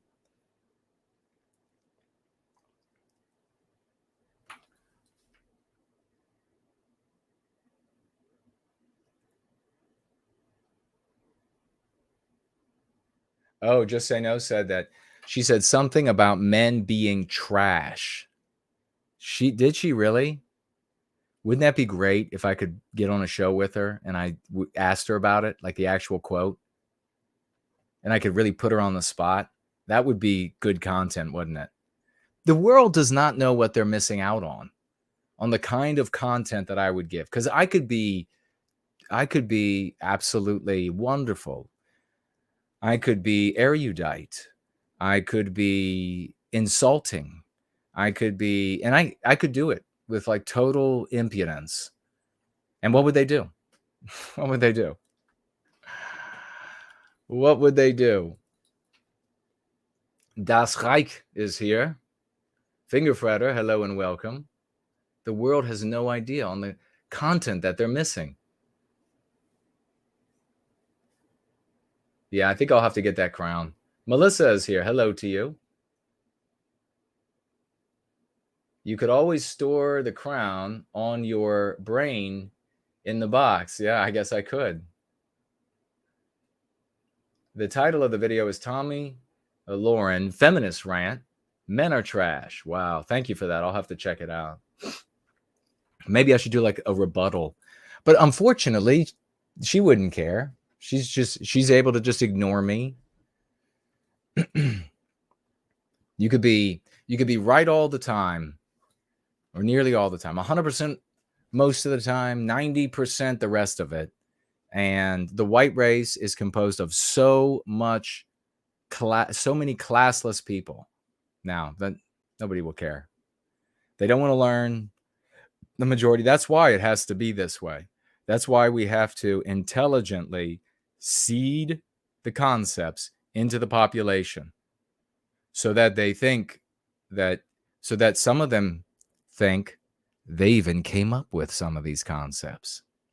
And we've got to seed it that way. And then it spreads and our world gets better. But I mean, I don't know if something will change and suddenly their white people will show up that have honor, and they'll say, well, this is the group right here, this tiny group, we should laud them, we should extol them. Or it'll take longer and into the future before white people, who then become selfishly interested like historians or something, then they go back and they say, well, everything was saved because of this group right here. And then they can make their money, get their name in lights as the historian of the day. I don't know. We'll see. But this is why we have to do it this way. Another place that we were right, we'll take a quick look at, is, and then we're going to get on to this, the racist sign that was found outside of a Bellingham high school. Sign was removed and taken to the police station. Angry parents are calling it a hate crime, and some might even pull their kids from the school. So we'll take a look at that in just a second. Chris says, what do you think are the most damaging consequences of anti-whiteism?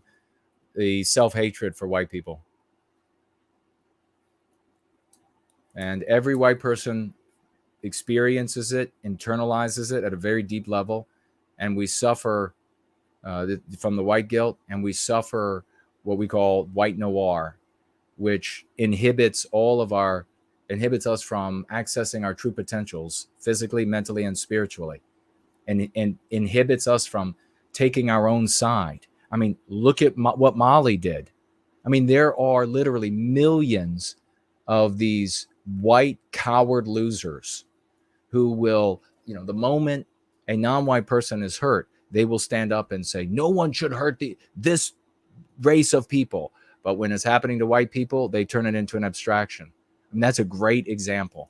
So if you can't say your own name, you can't survive. It's that simple. And nothing is truer of your identity than the way you were born. You are born with one thing. That's what you are. Everything else you get later. You are born with a biospirit. That is what you are. You then become a citizen of your country. You then take on a religion. You then become a member of the Air Force. You then go to a particular university. All of those things are just adornment on what you are. And if you can't say your name, you can't survive. So that is the most wicked and harmful thing, the most pernicious thing done to Western kind by anti-whiteism. And you just saw Molly, great demonstration there. Great demonstration. Can't even say our own name. Even have a white blonde-haired little boy in that, and she can't even, those were the ones that were targeted, and she can't say it. That's a great question. Thank you for that.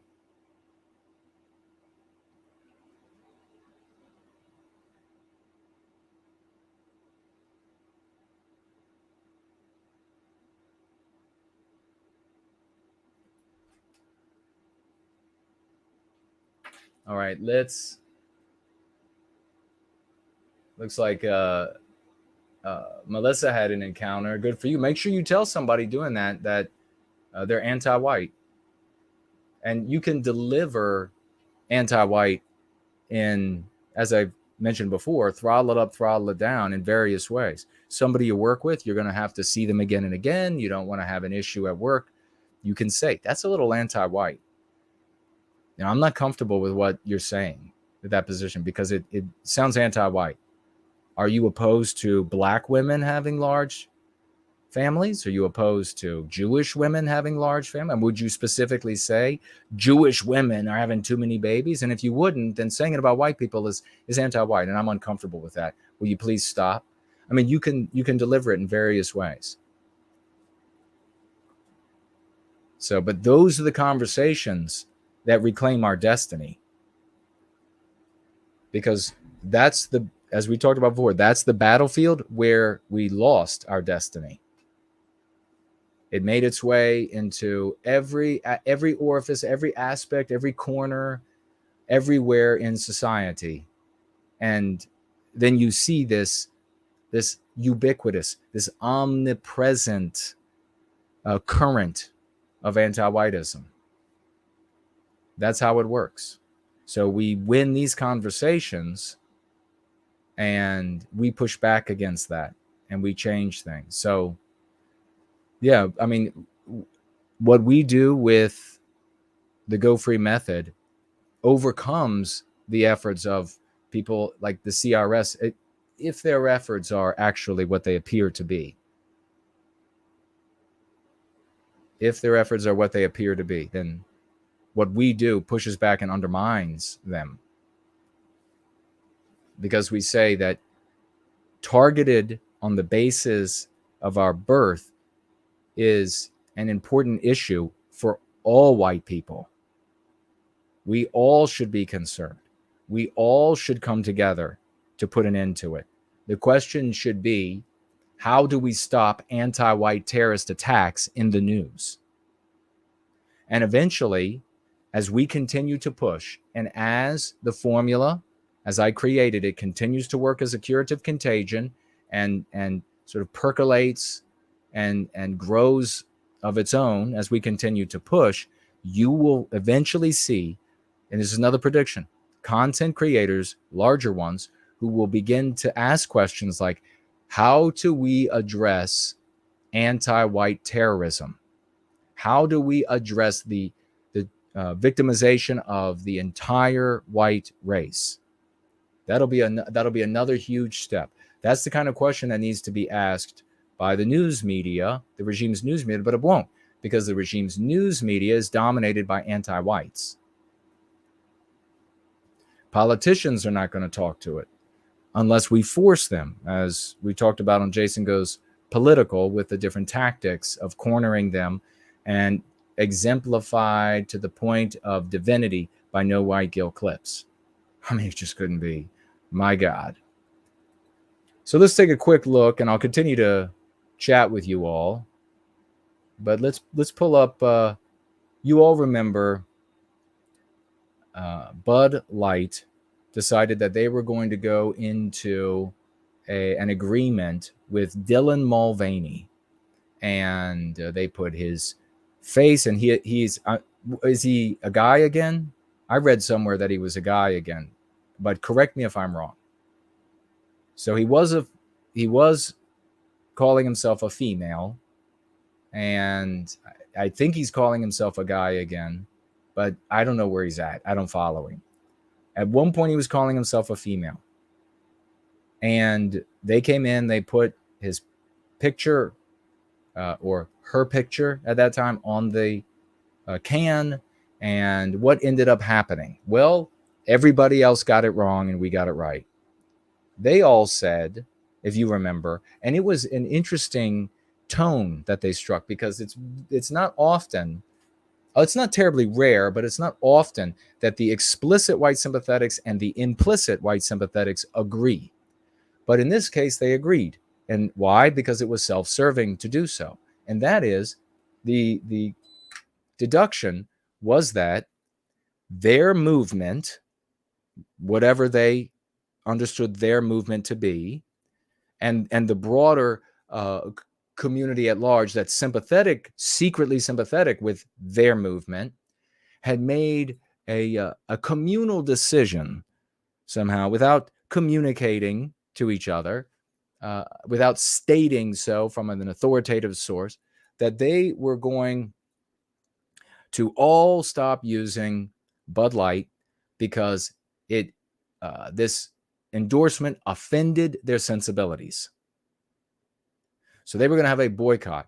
Well, nothing of the sort took place. Nothing of the sort can take place.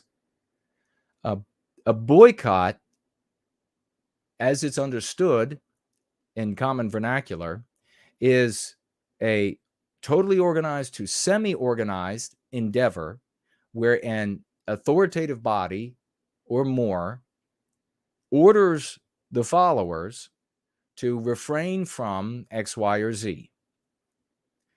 That's not what happened. That's not what ever happens with white people, because white people are, except when they're anti-white, because white people are selfish individualists.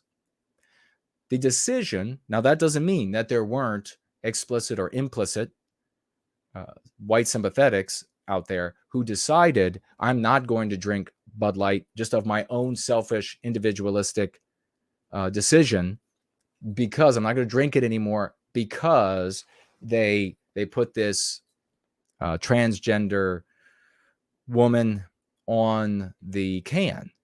That of course happened, but the claim isn't even remotely close that there was this organized boycott. And I told you all as well, I said, you watch, the content creators and organization leaders will be saying, we did it. You did what? You didn't do shit. But it's self-serving to claim a victory, because how else are you going to keep people following you? How else are you going to keep people excited? They didn't do it any more than fans in a soccer or football stadium or baseball stadium did it when the team wins or when the team sacks the quarterback. They didn't do shit. So it's total cuckoldry, because it's like this living vicariously, as you're like this observer living vicariously through others. And when it comes to, say, like political actors or sports players, but in this case, it was a phenomenon that they were living vicariously through, and they were claiming great victory when they had done nothing whatsoever. What really had happened was that the sales, the customers who represent the largest number of sales for Bud Light were just your regular old Joe, your regular old guy.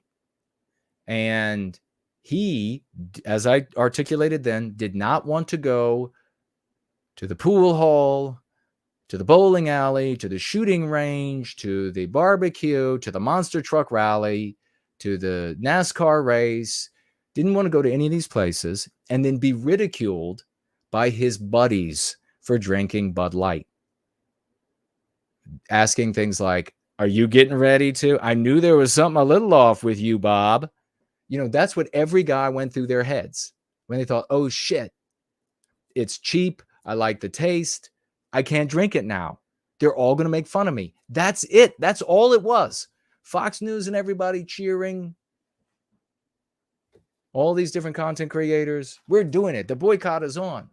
And so, of course, I had some suggestions for how they could fix it right away. These content creators, I mean, you can look back on their threads. I got Telegram where I follow different content creators, and I can see what they say. I saw where they were saying that they had done it. They had made the big change. They're bringing Bud Light, Anheuser-Busch, to its knees, and that Bud Light was finished. And I specifically remarked that Bud Light's no more finished than Fox News was when they got rid of Tucker Carlson. How many remember when all of these people were saying, Fox News finished. It's finished. Look at how many viewers he has a night. Look at how many, et cetera, et cetera. They had stats. They had this. They had the other thing. And I, of course, pointed out how many others, Glenn Beck's and all of the others, big name people that they got rid of. And therefore, these same imbeciles said, oh, it's going to be the end. Why do they say it's going to be the end? That's an important question. Like, why does Jason get it right? And so many of the people here in Service to White Wellbeing get it right, and so many others get it wrong? That's a very important question. You would think that so many white people would be asking it, but they're classless, so they don't. The reason why they didn't get Fox News right, the reason why they didn't get Bud Light right, was because they don't understand human nature. And they don't understand the anti-white narrative. When you understand human nature and the anti-white narrative, you know quite easily, I mean, I wish this was all in Vegas. I would walk out with the bank, and then I'm sure they would kill me. But you know with nearly 100% certainty how such things are going to end up. That is, of course, barring something unusual, something that is totally unexpected, something that couldn't have been expected. Anheuser-Busch CEO cites polling data as company aims for Bud Light comeback. CEO of Anheuser-Busch is making moves to see that one of the most iconic drinks, Bud Light, is able to make a comeback in the wake of the controversy it generated earlier this year. Another important question here is, and where you're hearing others get it wrong, did Anheuser-Busch learn a lesson? Well, let me ask you this. Did Anheuser-Busch, did Disney, go down the list of big companies, learn a lesson in the 70s, in the 60s, in the 80s, in the 90s, in the 2000s, in the 2010s? Aren't they learning lessons? Look at their marketing over the past 50, 60, 70, 80, some of these companies very old. Look at their marketing. Did they learn their lesson when the population said, that's too far. You went too far with that one. That's too, they're not saying anti-white, but they mean anti-white. That's too far. No. Ideology is far more important. It's far more important than dollars at the end of the day. A company will pursue the morality, the anti-white, immoral, moral imperative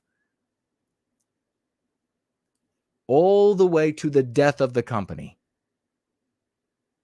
before making any changes. And you saw that happening with Victoria's Secret just recently. Conservatives want to come in and they want to say it's a big victory for produce and consume. Like, that is really your ideology? That's one of the main reasons why you're losing. You believe that what companies should be doing is just making money. That's all that matters, produce and consume. No.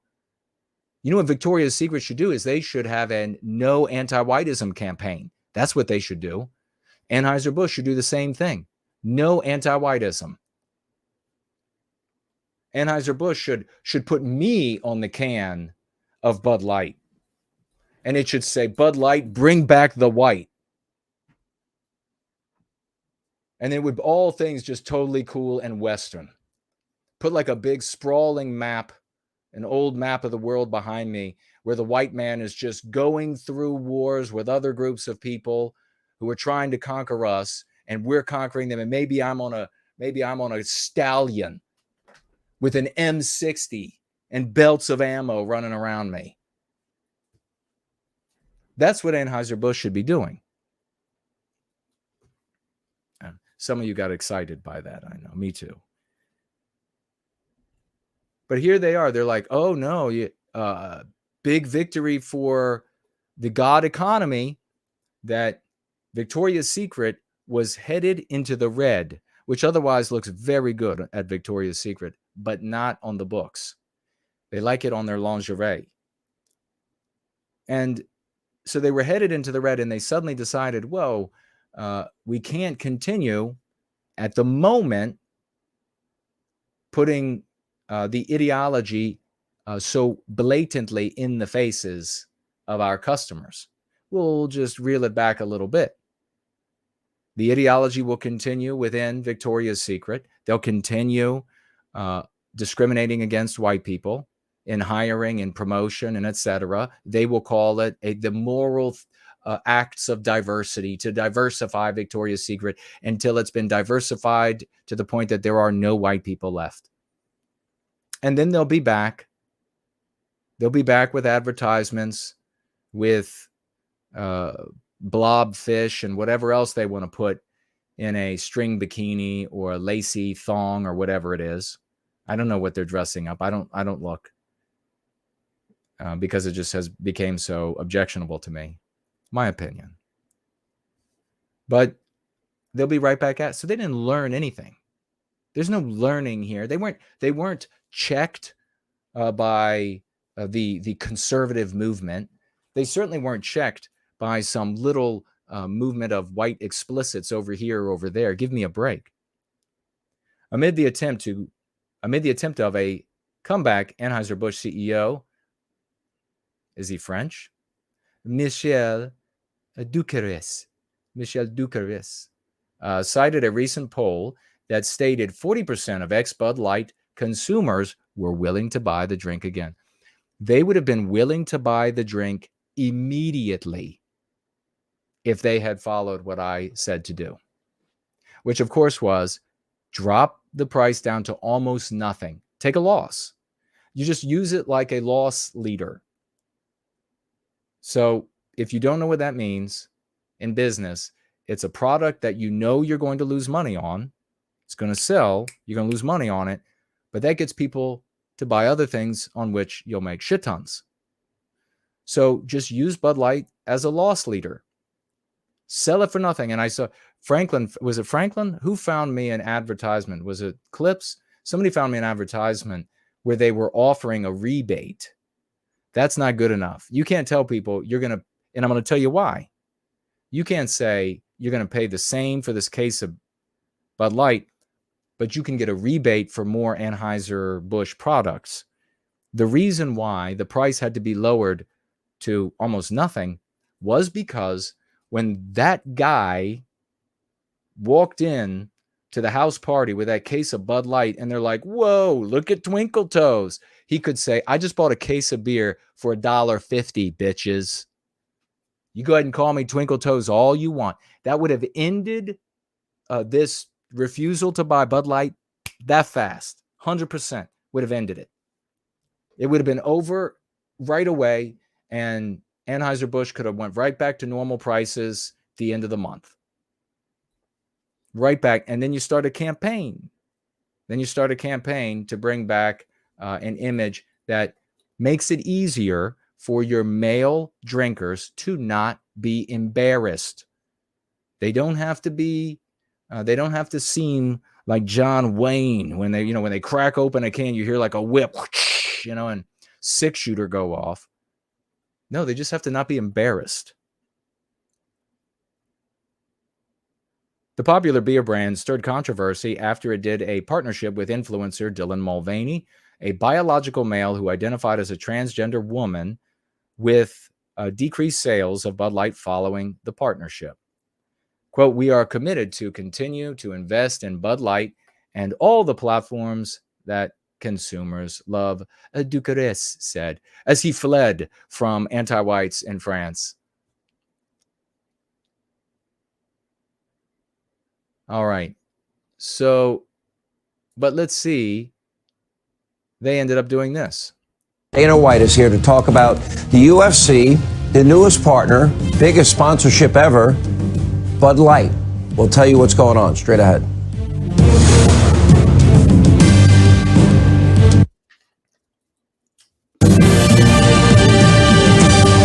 All right, if you watch the show regularly, you do know that not only a student of the martial arts, it's a passion of mine. There's no more elite venue for mixed martial arts in the world than the UFC. He's a student of the martial arts, I bet. He's like the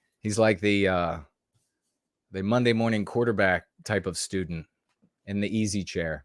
And of course, it's iconic Octagon and their must-watch events. But tonight, breaking news from outside the arena, where UFC President Dana White, he just announced that Bud Light, yes, the Bud Light, will become the official beer partner of the league. Now, after veering off course, which I thought was stupid, into the, woke cultural wars in the country, it's woke. They're all awake. We're all in comatose.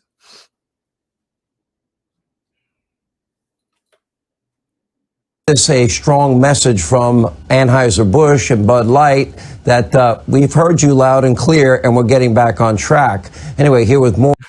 We've heard you loud and clear and we're getting back on track. And what is back on track for Hannity?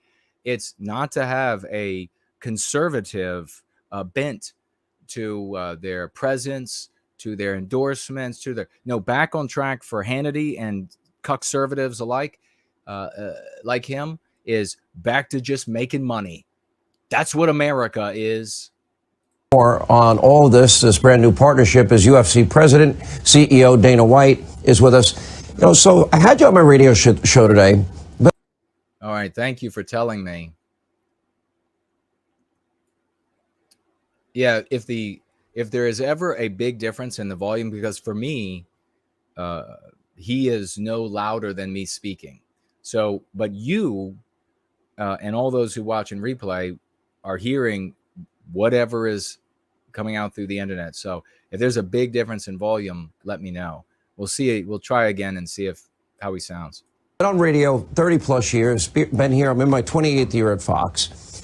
And, you know, what's interesting to me is I refuse to call for boycotts, firings, cancellations, any of this stuff. What a loser.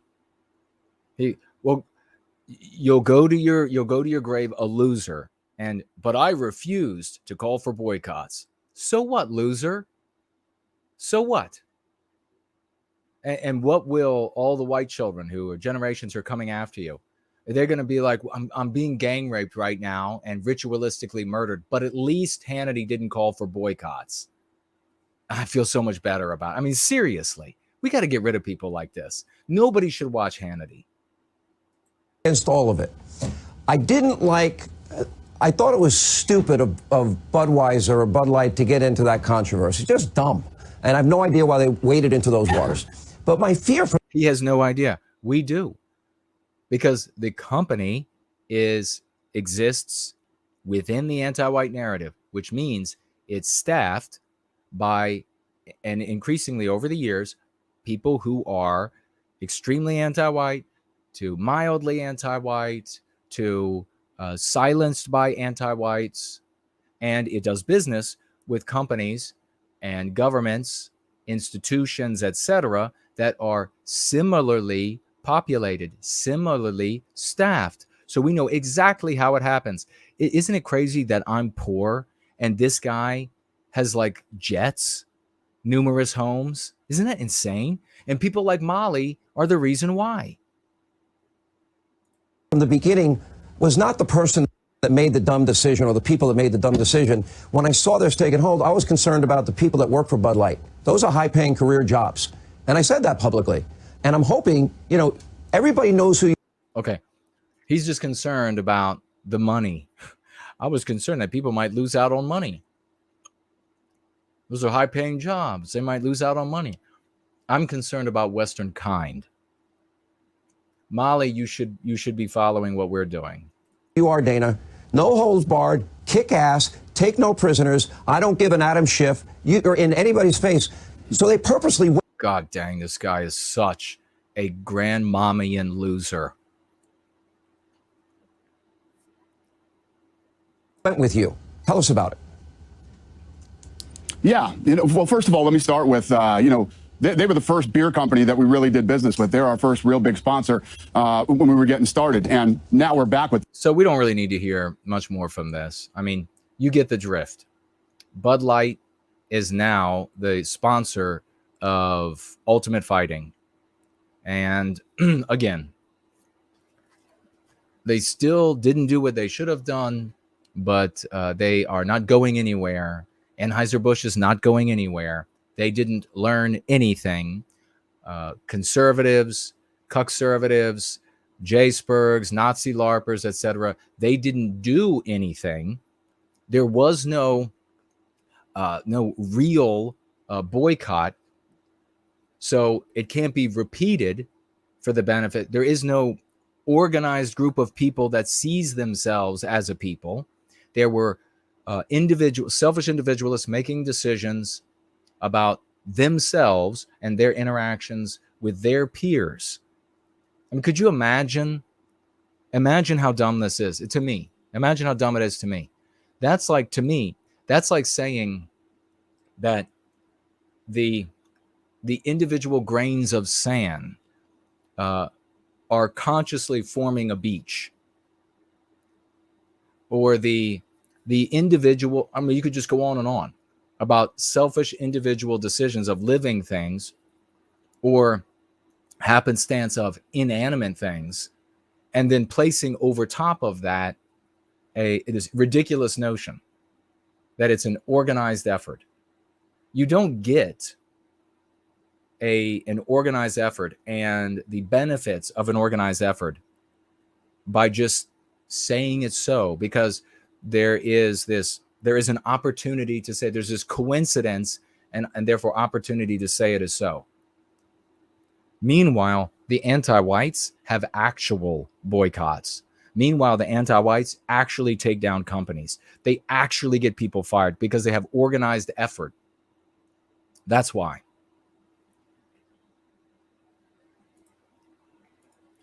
Let's get on to this item you all might be interested in. I'll take a look at see if there are any donations.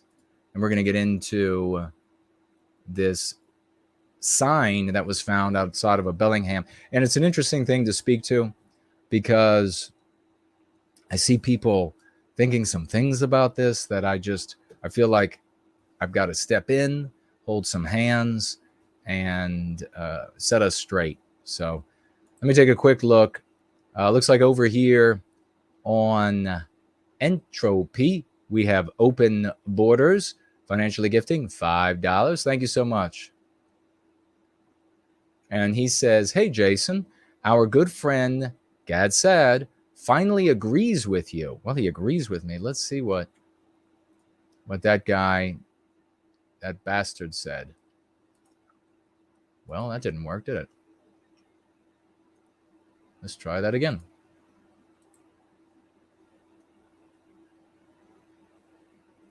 Oh, he's blocked me. I can't see what he said. You'll have to tell me. Yeah, it says unable to view the post. I never vexed him or anything. That's just how unnerved he became when people were like, what about this much older book and philosophy, ideology, program, practice, the much, much, much, much older one. Then he's like, ban him. They're a bunch of Nazis.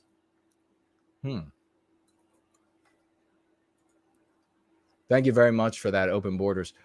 You can go into the chat, the live chat on Entropy, and you can write into that live chat all you want. It's not going to scroll anywhere and disappear for me. Nobody else is writing there, so I'll be able to see it. I'd like to know what he said, where we have agreement. Where do we have concord? Okay, looks like we haven't missed anybody over there at Odyssey. Good to see anybody who's over there. Let's try D Live. Hello to anybody, if there's anybody over there at Rumble. We have Hartza. I think this is today. Financially gifting a diamond of their cryptocurrency over there. A diamond's worth of cryptocurrency. Thank you so much for that, Hartza. Just donated 1 diamond.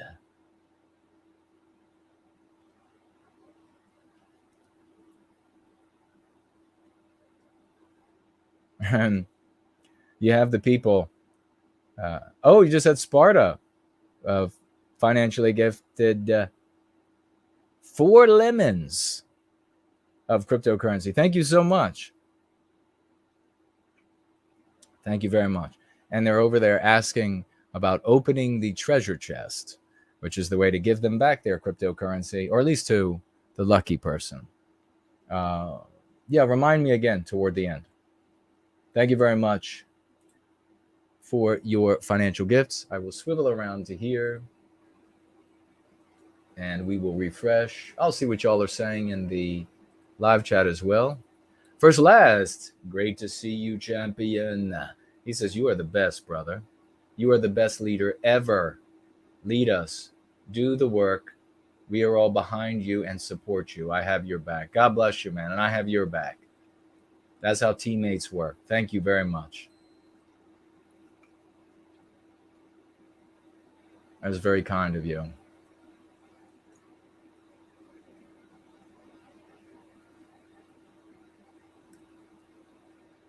Yep, ultimate fighting. I guess you won't. I'm sure there'll be a couple of memes at first with Bud Light, but then they'll then they'll back off. Like they'll show somebody with the ability and the software will maybe decorate two fighters in like dresses or something. And it'll be like Bud Light's Ultimate Fighting. And then that'll be it. And then you'll see guys breaking themselves to pieces right over top of the Bud Light logo.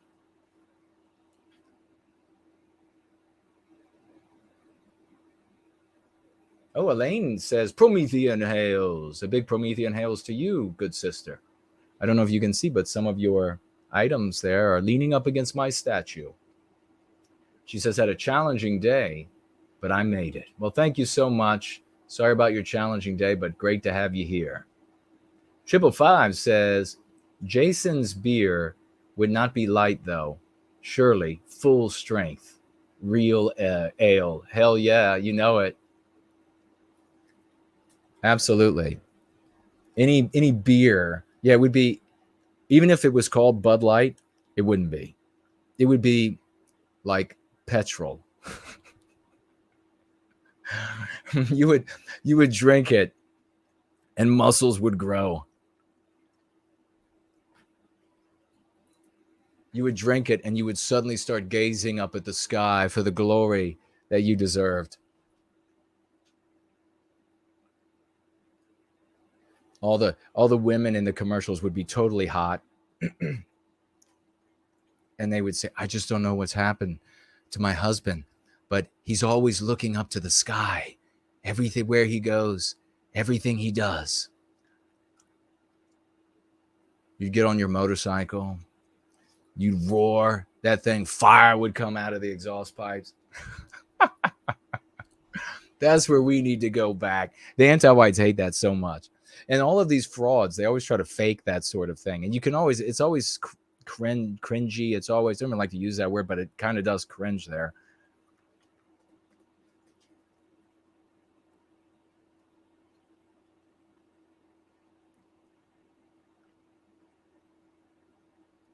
All right. All right. Didn't miss anybody there. So let's see about this. And we have, get out your August emojis, some salutes, some big salutes. Drop them crowns. Toss those gems at the feet of First Lad. I'm sorry. Actually, first we're going to celebrate FourCornersG.F.C. Celebrating FourCornersG.F.C. coming in with a $25 financial gift. God bless you.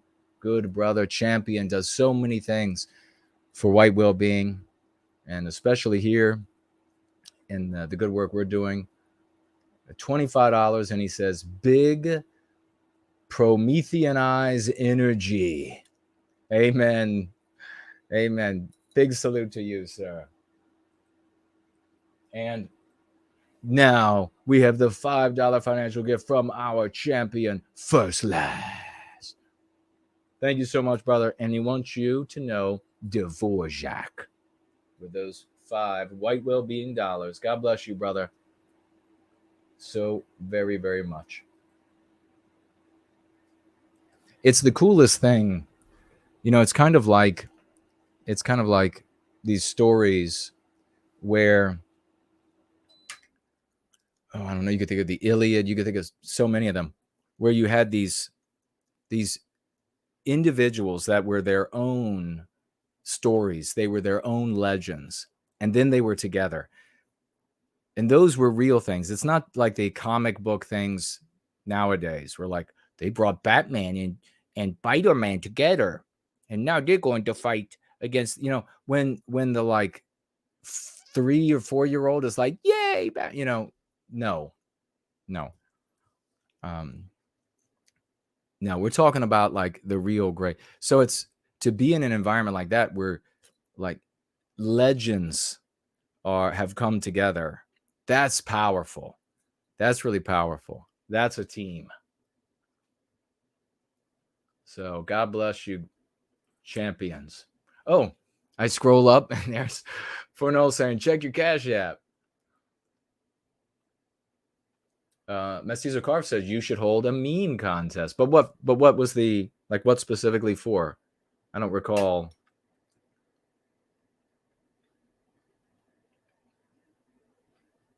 Thank you all for celebrating.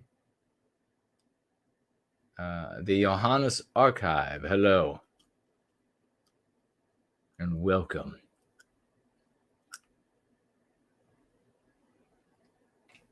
All right. Well, let's go ahead and get into this. And then we will wrap it up. Did I click on it last? Probably not. No, of course not.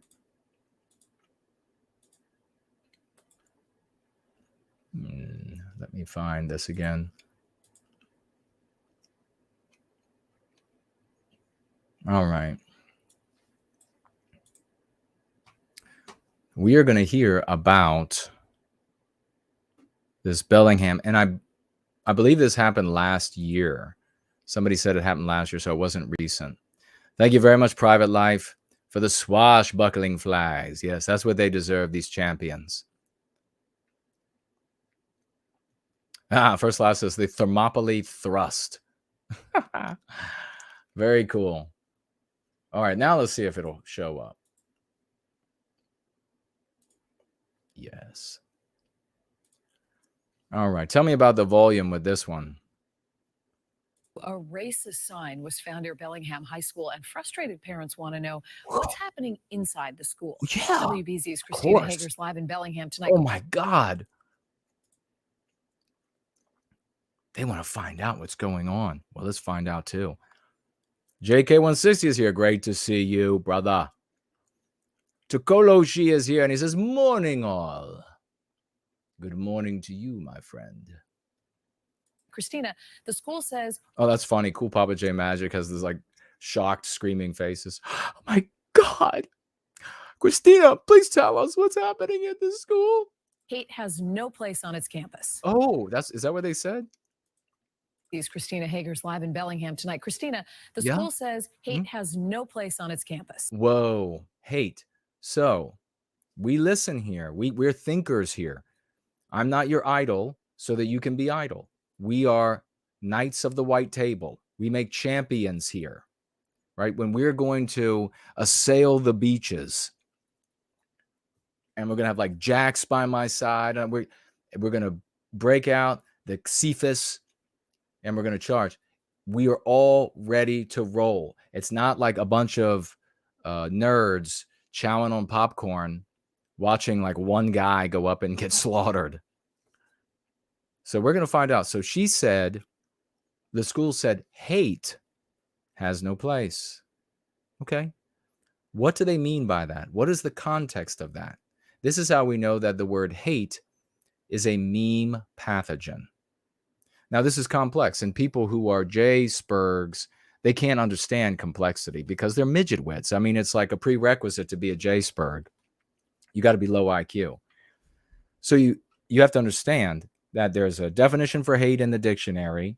There's the way the word hate is used when you're talking about anything other than socio-political things. And then there is the way that the word hate is understood socio-politically, which is where it really matters, in the minds of hundreds of millions across the West.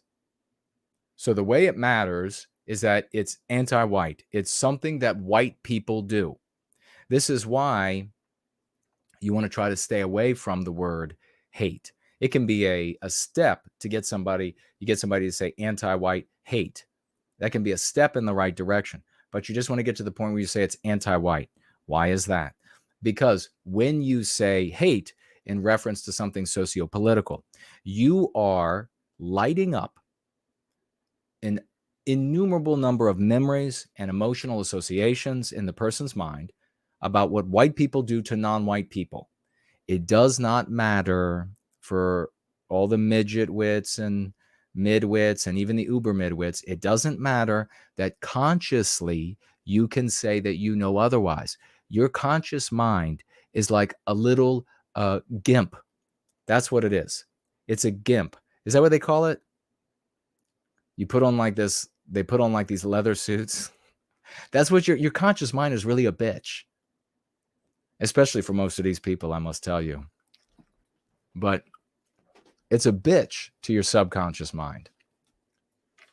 And we get this illusion that it's more powerful because we can briefly override the subconscious mind when we exert the effort. The subconscious mind takes no effort. If you are alive, it's working. You're sleeping, it's working. If you're alive, it's working to some degree.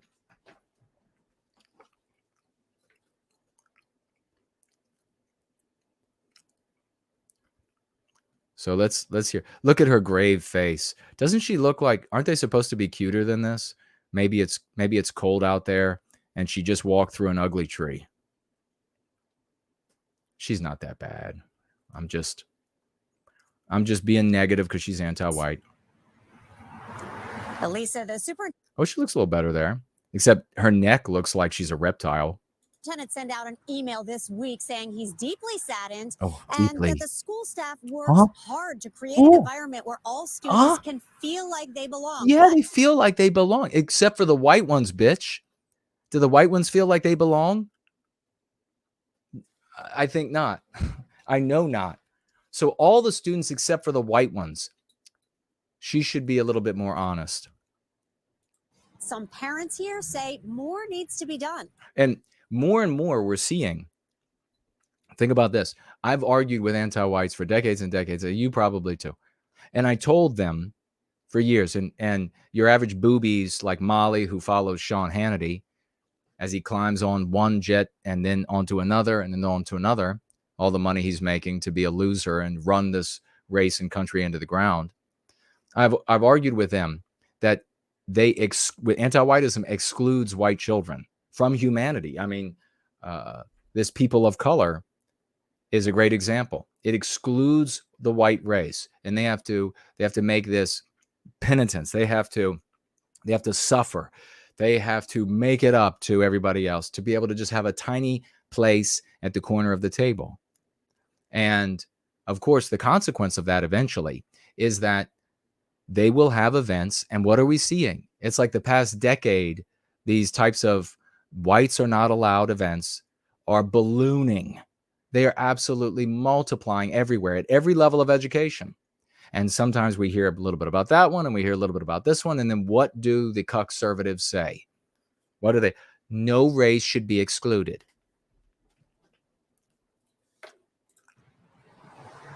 Stop white hate, said. Oh my God. Reptile said, quote, looks like a reptile. I wish I could grow her mustache. Oh, that's good, man. That's funny. I need to pay more attention to the stuff you all say because I catch things that Fernald says, Reptile, Franklin, Brant Danger. Hilarious. So I got to pay more attention. Look at this sign. Now, here's where I want to start. When you see a sign that says, stop white hate, how does that make you feel?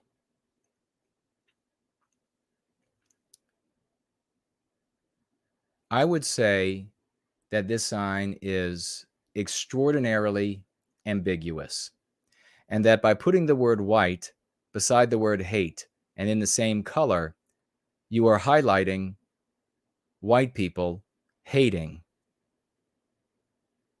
There are going to be people in the white sympathetic sphere that are going to read into the sign, and perhaps the sign maker meant that, but I don't know. I didn't see any evidence that they know for sure that the sign maker was concerned with people hating the white race. You've taken, this right here, if you can see my cursor, in the same color, side by side, elicits from the minds of the population what they've learned about white people hating. This is a very unwise way to organize this statement. Just Say No says it perfectly right. The sign should have read, "Stop anti-whiteism." Stop anti-whiteism. On so many levels, that is superior to something like this. So I've had a lot of people say, and I can understand where they're coming from, because they've been misled. They've identified content creators that they thought were brilliant. I mean, some of them even wore glasses. I could put on a pair of glasses for you. Some of them talk in a very artificial way. And so I could understand how they've gotten it wrong. They look at this and they read into it what they want to see. Have you ever heard of pareidolia? You see, and most of the time people think they see ghosts or demons or whatever. They're seeing something that's not there. People see Elvis in bread. You see dragons in clouds. So you're looking for a particular thing, and then with sparse evidence, you draw in the rest of the picture you want to see. But my friends, we need to talk to the general population of our brothers and sisters, not to people who might, I don't know whether it would be an incorrect, I don't know who made the sign, but maybe it's an incorrect interpretation. And there would be a scant few. Does this inspire you? Do you feel righteous indignation by seeing this? No, not at all. You're associating the word white with hate. Now, they can take this, and they do very easily, and turn this into the R word. Say that white people did this. Why would they conclude that? For the same reason. They live in an anti-white world, and they, the ones we're talking about, are anti-white. So when they read "Stop White Hate," it benefits them to say that this was done by Nazis, that this was done by white supremacists. And in fact, I submit to you that the conclusion drawn by the anti-whites in the community, the school, and therefore this news agency that we're watching these mustached women speak from, that their conclusion informed probably almost entirely the conclusion by people who are saying that this indeed was a sign by white people. And then they end up falling for the trap. Now, it's not a conscious trap, I wouldn't imagine. Like, I wouldn't imagine the news agency went out there and posted this sign up in order to make white people fall into the trap, in this case here. But it's a trap nonetheless. It's an opportunity for anti-whites to spread their venom, their anti-whiteism, to complain, to victimize white people more, to extract more benefits, more money, more freedom from responsibility. So they look at this, anti-whites, they see white hate, they know what that is. Whites are haters. Ergo, racists, Nazis, white supremacists did this. They complain to the school. The school says, we don't know who did it, but we're not going to allow any of those racists here. The news agency, populated by anti-whites, shows up, and they're going to go with that deduction. I honestly think this could have very easily been done by anti-whites for the purpose, not of a false flag, but for the purpose of saying that white people hate others. Why would that be? So stop white people from hating. Stop the hatred that white people feel. If you were to go to the public and say white hate, what would the public say in response? Would the average person say, oh, well, that, of course, is the hatred of white people? No. The average person has lived with a lifetime of anti-whiteism. They're going to say white hate is white people hating people on the basis of their race and harming them. So this very well could have been anti-whites calling themselves Antifa or social justice warriors. Who knows what's actually was going on in this school, right? Maybe the school was teaching some history that wasn't anti-white enough. Maybe some of these parents that came out and said that these were racists at a later date were put that up for the intent of saying no more white supremacy in school, no more white hatred.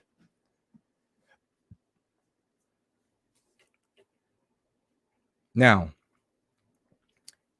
if you put this up and they say, well, this is white supremacy, this is racist, these are Nazis, and your argument is, oh, no, it's not Nazis.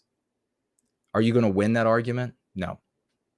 Are you going to waste your time with a very sparse amount of time in a disagreement that you have to arguing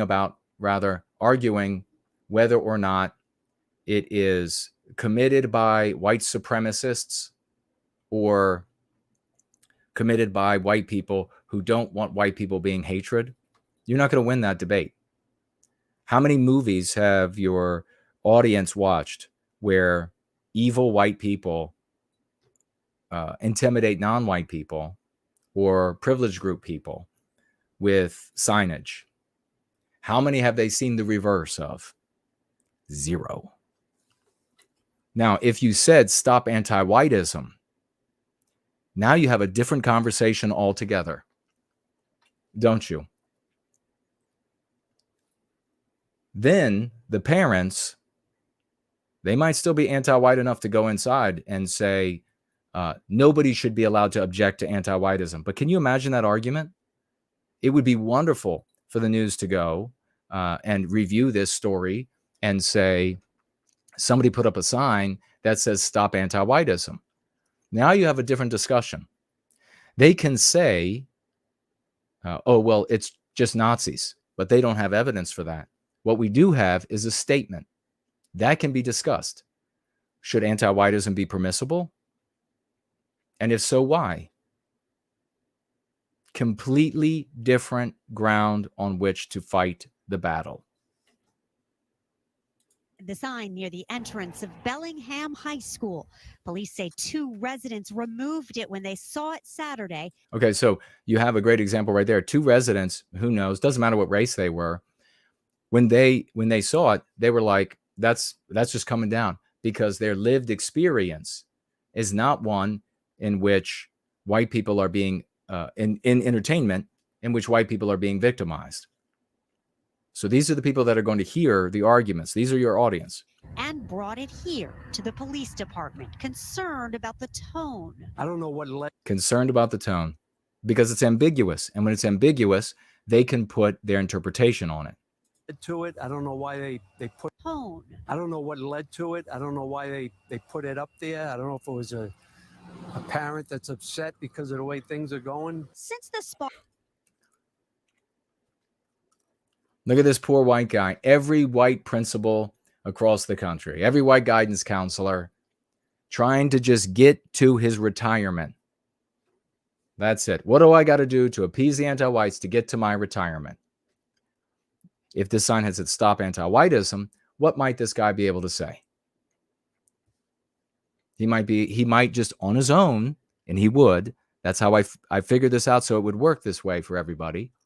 Just on his own, on the spot, be able to say, you know what? Anti-whiteism isn't good. Anti-black isn't good. Anti-Jewish isn't good. Anti-whiteism isn't good. I don't know why the sign is up. But as a general statement, it is innocuous. Is removed from the high school building. Police say there are no security cameras where someone had propped the sign up along the main road. There are hate crimes, right? And they have hate crime rules in the school, so enforce them. It has some. Okay, so there are hate crimes. And there are who commits the hate crimes? White people. So you're dealing with an anti-white here. In the anti-white narrative, you're dealing with an anti-white woman. Parents concerned. Tiara Bacchus's daughter told her about it after the superintendent. So you could really imagine what it would be like if it was stop anti-whiteism. How would this woman then be perceived by the audience of this news channel if she said that somebody who wants to stop anti-whiteism should be charged with a hate crime. How might the white masses watching this respond differently than these people concluding from the ambiguity that it's a neo-Nazi and her saying that the hate crimes should be charges and investigation should be pursued? Sent this email calling it deplorable. She like kind of said it like nonchalant, like it's okay. And we just kind of looked like, how is this okay? And how are you? So there's not enough blood. There's not enough trauma to white people.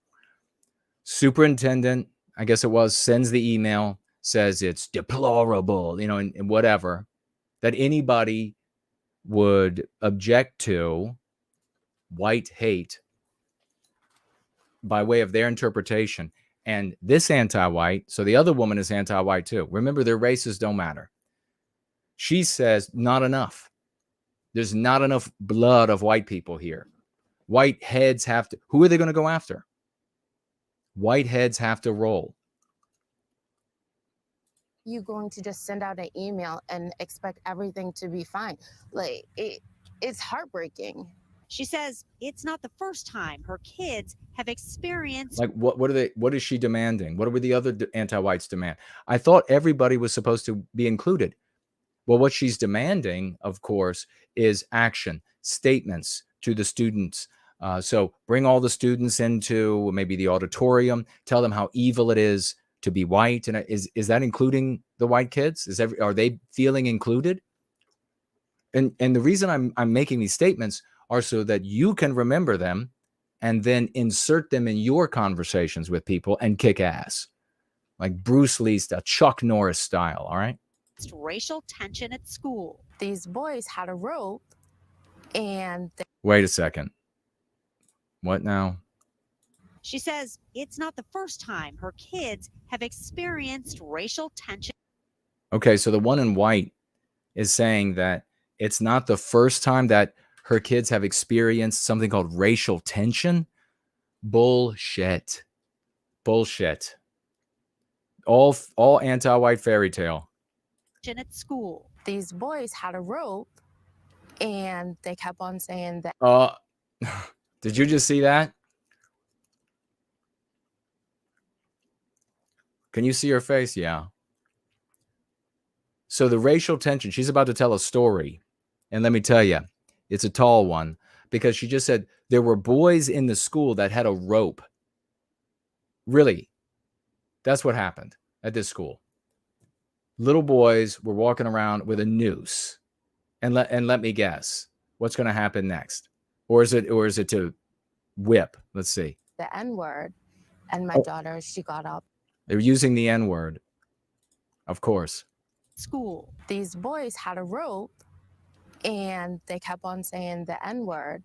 And my daughter, she got up and she went to the guidance counselor. Okay, so there were white boys who brought a noose and they were intimidating and calling a little black girl the N-word. How many of y'all believe that?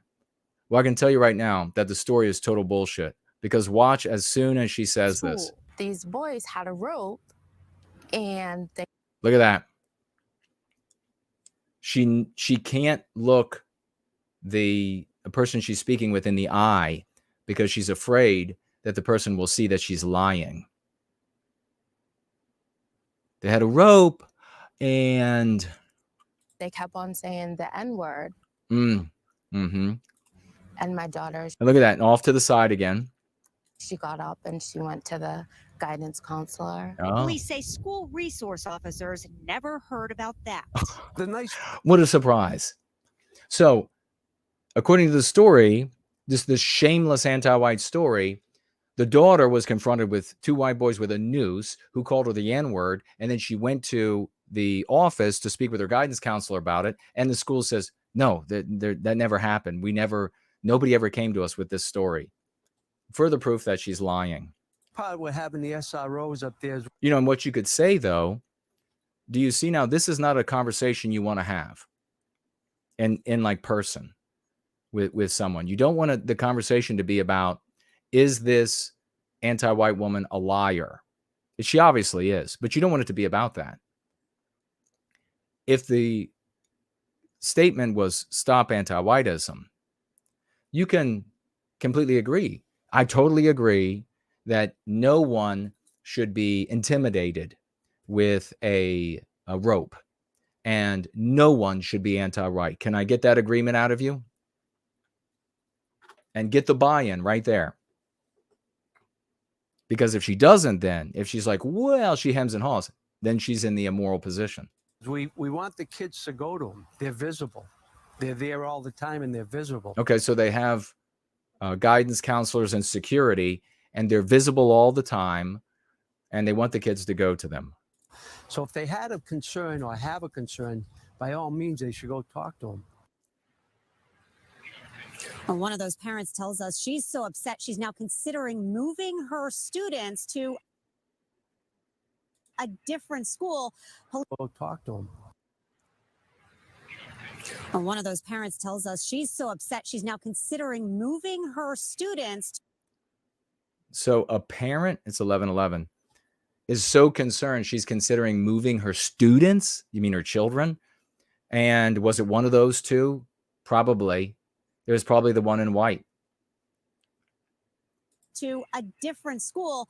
Police are telling us there is no danger to students or the general public. In Bellingham, Christina Hager, WBZ News. Okay, Hager. So let's go back. I'll take one final look at the sign. Obviously, the children are in no danger of Nazis or white supremacists, because those things happen in entertainment media and in false claims that you just witnessed anti-whites make all the time. They're always going to make false claims. They're always going to lie. They're going to cite the anti-white narrative. They're going to completely create stories out of whole cloth. And here's the problem. Those stories and the claims from the anti-white narrative have believability because of the anti-white narrative. So you cannot get into a discussion about something that they could imagine, something that they could create, something that could come out of the ether of anti-whiteism. You can't get in those discussions because you can't win them. These are the kind of conversations I've had with content creators, organization leaders over the years, and they can't hear it. It's like I'm got a basketball and I'm like pinging it off their heads, and they're just like getting hit, and they're like, duh, and they just come back with the same shit over and over. So that's why we're different. That's why we are making a difference in the world, rather than having just the same recurring failures decade after decade after decade. So I think the bottom line is, I think it is as likely, maybe even more likely, that an anti-white put this sign up to demonize white people, not to as a false flag. If they wanted to make it a false flag, they could have put symbols on there and like misdraw swastikas like they've done in the past and all kinds of garbage like this. I think it is as likely, or maybe even more likely, maybe a little bit more likely, that it was anti-whites doing it. And they're talking about white hate. I mean, when I phrase it this way, does this really seem like this is hating white people? White hate. White people hating. Not white people being hated. Now, you will see in literature from different groups and different nincompoops that, constructions like this, but don't follow any of that. And so that's why I leave some room for there to have been white people who did this, is because there are idiots out there who are saying, stop white hate. Okay.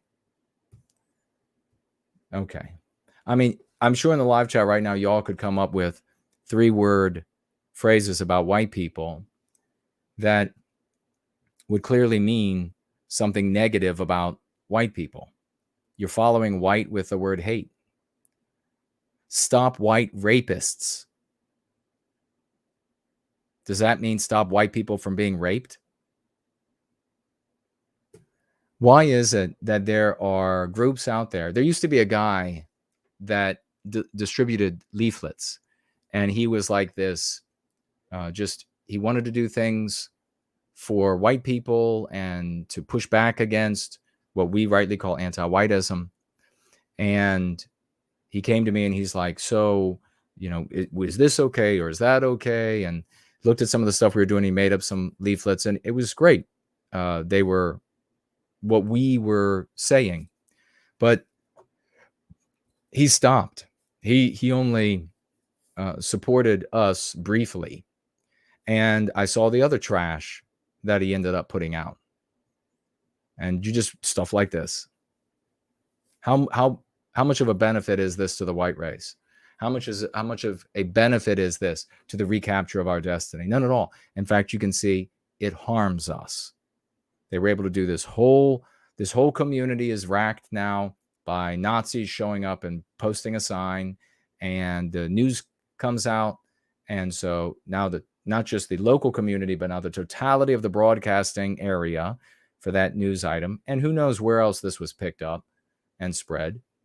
And it becomes a proof of the anti-white narratives, demons that are out there in the world. And you see these disempowered losers that will go out and they love to drink that in and repeat it. We're everywhere. When you're nowhere, you have no power, you have no wealth, you have nothing. But yeah, instead of sticking with us as an engine to recapture, a white positive engine to recapture our destiny, they go out and they spread asininity. What a waste of time. I wasted my time passing out leaf. I never passed out anything that was really bad. I never distributed anything that was really bad. I would look at everything, and if it was bad, no. If it was really bad, no. But the best that there was still injurious to us and was still not going to affect any change. And I knew I was only going to have contact with people maybe once in their whole life. And I was like, and I'm leaving them like a Encyclopedia Britannica's worth of historical revisionism on this document in like 7-size font. Are you shitting me? That's like the best. And why I say the best and the worst, if it was demonizing non-white people, I wouldn't distribute it. So Jews or blacks or Asians or whatever else, I wouldn't distribute that garbage because I was like, no, this is ridiculous. But the other stuff was just as injurious. Stop white rapists. And that's what we have. We had people say, hey, Jason, will you take a look at this video and this news item and break it down? And now I have. And I would like to do that for more news items. So if you come across things in the world and you want me to have a look at it, you want me to break it down, get it to me. You can do so on Twitter, obviously, a little less. I'm on a little less on Gab, but you could try there. You can try to reach out to people in this community who have a little bit more regular contact. You could mention it in the thread under the videos. Don't do it in the live chat because I'm really not going to see it. And I don't like go back and watch the streams. I don't have time for that. And then see everything that was said there. So put it in the thread. And you won't be able to put a URL in the thread, but you can like give me a title. You can say if it's on YouTube and that sort of thing. And so I'll be able to track it down that way. But I'd like to break things down for folks so they can see. That's the easiest way. It's like I can tell you all day long how to, I've mentioned this before, this analogy, change the brakes on a car. I can just explain it here to you. I could draw a diagram. And the moment you go out to change the brakes on the car, you're going to be like, what the hell? Right? That doesn't look, the diagram didn't look exactly like my car's brakes. And this is a little different. And what about this thing over here? So the best way to teach a human being is to sit down with them, have the the car right there, jack it up, take the tire off, and then go through and then have them get their hands on it. That's the best way to teach. That's how we're really going to make a difference. I'll see what you all have to say, and take one last quick look at it, see if there's any financial gifts, and then I'm gonna roll out, and we'll be back on Sunday at 5 p.m. Eastern Standard Time, as we always are for our gatherings. Hopefully, I'll have my ability to advertise back on Twitter again. We'll see. But whoa, get out your Raucous emojis. Let's get your 507s. 507s. Crowns. Crowns galore. Get him a beautiful crown. Get this man a beautiful crown. You know who it is already. DB50 is in the house. $50. I don't even know what to say. I appreciate it so much, man. $50. He says for white well-being with it. As always, what like a demigod. That is fantastic. Thank you so much. Just dedicated and keep showing up again and again and again. We really cherish people who are doing anything they can for white well-being, financially gifting, carrying the battle to friends and family, leafleting, not doing signs like this. Stop the white rapists.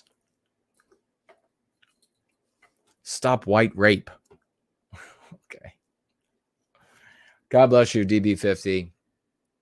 We're going to find out one of these days. DB50 is going to be working man, but he's going to be related, like some sort of weird family tree to kings of yore. Thank you, brother. That's over there on Entropy. And if you financially gifted to me there and I'm not reading it, then let me know quickly before we get out of here. If I miss it, I will read it next time we're together. Chris over here said that he tried 3 times to donate, but it keeps saying profile proc status. Expected profile proc status to equal 0, but got 841, close quote. So, man, that's unfortunate. Yiz has problems on Entropy sometimes as well. So it's not just you. If it won't go through on Entropy, then you have the option of Cash App, Odyssey, and Subscribestar. And the links for those are below and over on nowhiteguilt.org under the financially gift tab. You'll also find, of course, the cryptocurrency wallets that I have and a snail mail address as well. So I'm sorry to hear that, Chris. That's really annoying. I've done the same thing.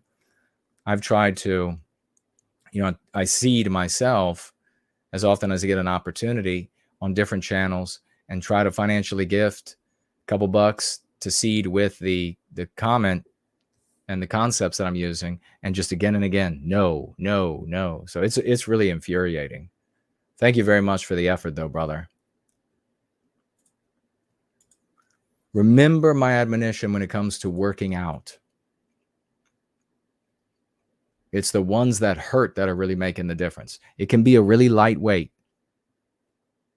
So don't think you have to have some weight that is excessive for you. It can be a light weight as long as you get the reps to where it hurts.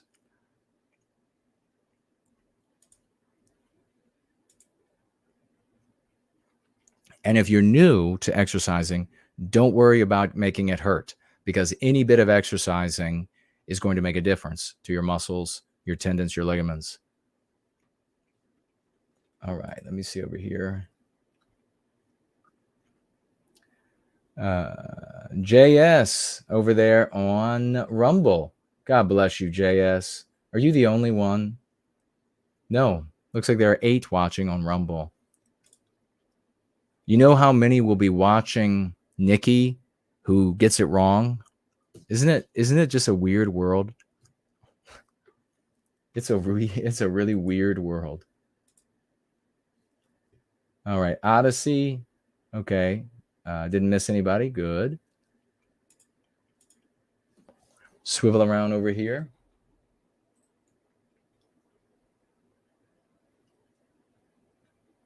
Whoa, we have here something.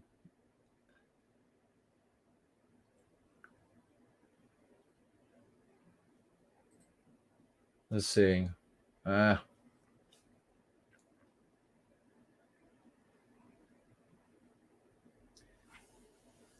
great Four Null has the top comment on Mark Dice's latest video.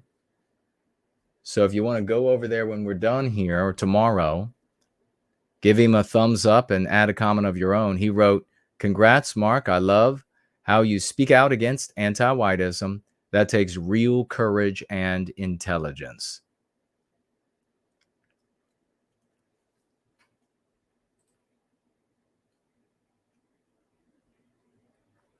That's awesome. See, I told you. We have the absolute best. We got real champions.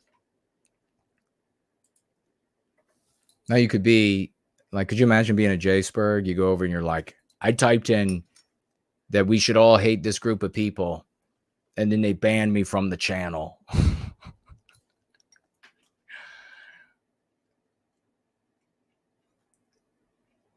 Fernola's adding, eat high fat, high protein, low carb, and low sugar diet too. Absolutely. That's my recommendation. I endorse that 100%. Animal-based food is the way to go. Amen. Yeah, YouTube took down, like, I can't, he gave a name there. I'm not going to say, because I don't know what YouTube will think about it. And I have to say that YouTube, with this video that they took down, did a much better job taking it down maybe than they have in the past, because they reached out to me with a nice email and they're like, we're very sorry that we have to remove one of your videos from our platform. And they said something, it said something like, we don't think it's your fault, so you don't get a strike. And here is the video, and here is the minute and second mark where the offense occurs. I was dumbfounded. At first I was like, damn it again, you know. And a lot of the time they were taking videos down that I didn't receive emails. If they sent them, I didn't get them, like, you know, years past. And I would just notice video gone, video gone, video gone. And I was like, what happened? Sometimes I would be notified, but never told what the problem was and where it was. This one actually said it's exactly at this point, and it was nothing I said. So they just yanked that video. They're going to be very careful, I guess, about their tightening up the news, maybe. Art Acrobat says, Paul Joseph Watson used anti-white and anti-whiteism several times in a recent video. Is that right? Wow. Paul Joseph Watson, who I don't know if many of you know, but there was somebody who showed up in our community, I think it was briefly, and they said, oh, yes, that's right. She said, it doesn't matter whose words we're using, as long as we're all thinking the same thing. What is that? The ideology, the practice is what we're doing. The concepts are what we're doing. She was a Paul Joseph Watson fan, and so she said she's going to be using the concepts that he uses. Well, awesome. Thank you for notifying us, Art Acrobat. That's fantastic. Well, I'm glad to see Paul Joseph Watson using anti-white and anti-whiteism. It's thanks to this community. White Calling says, is it okay to refer to crimes where whites are specifically targeted as hate crimes? I wouldn't, but it depends on your audience.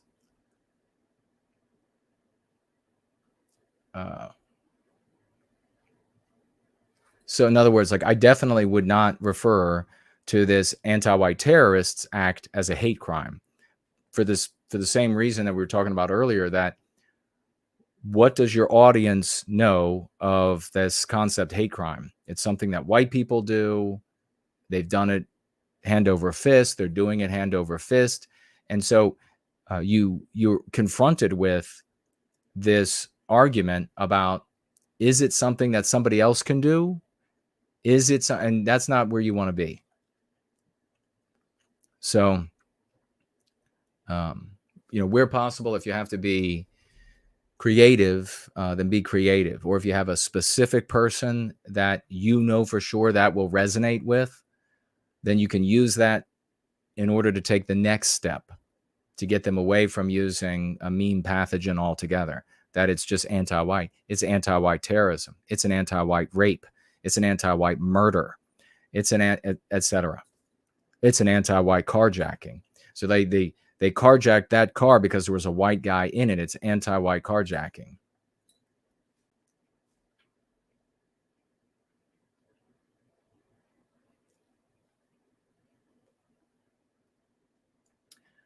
Promethean Kitchen says, oh, Cool Papa J Magic put a bunch of monarch butterflies. That's cool in the chat to celebrate. I had a monarch butterfly. Those are really amazing animals. They are as I understand, I could be wrong, check out with your local entomologist. That is an entomologist. But they are one species of butterfly, and yet some members live for like a week to 2 weeks, and others live for like 20 years. That's amazing. Those are the ones that migrate. So you have them all together. There's like no telling the difference, except that some live for 20 years, some die in a week to 2 weeks. So wouldn't that be something if that were true among us? I mean, what would be you'd have some that live 60, 70, 80 years, others that live 400 years. That would be something. And obviously, they're not like decrepit after the 2 weeks. They've got to be healthy to make this journey back and forth. Amazing. But I had one in the yard that I was like, God damn, that's Rodan.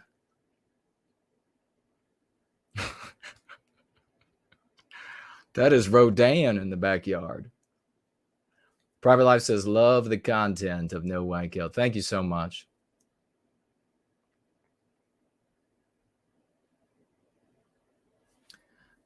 Melissa had a great victory. She said she told a woman about my website and School of the West. The two go together perfectly. Perfectly. And she said that she was very interested because she wants to homeschool. She surprised me. She came to me to ask about it after I mentioned it. See, isn't that exciting?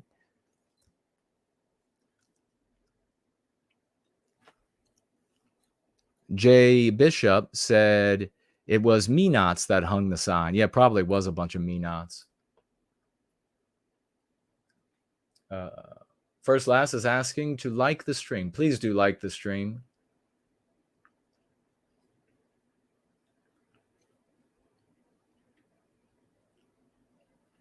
Thank you to Janice for trying to help Chris reach out to me.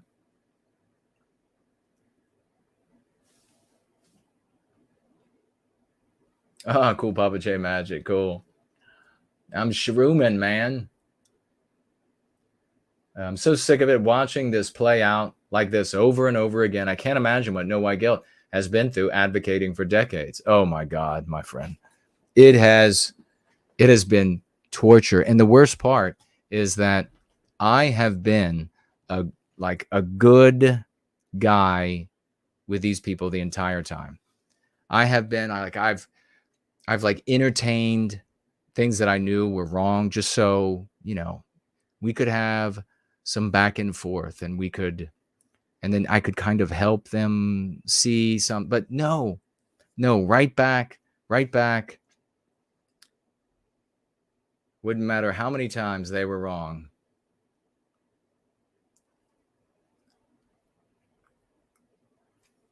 The question, would they even air the sign? Like, would they do the coverage if it said stop anti-whiteism? It would depend. We would want them to, and they would be likely to. But if smarter anti-whites were present, they might not. But we see the media, the regime's media, have repeatedly seen our leaflets and then decided stupidly that they were going to run a story and, and then use our concepts.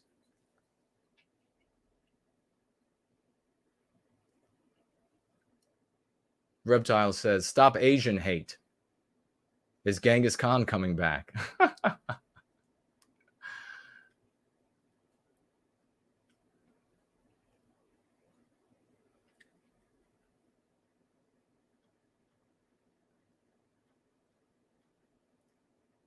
All right. Did I miss anybody?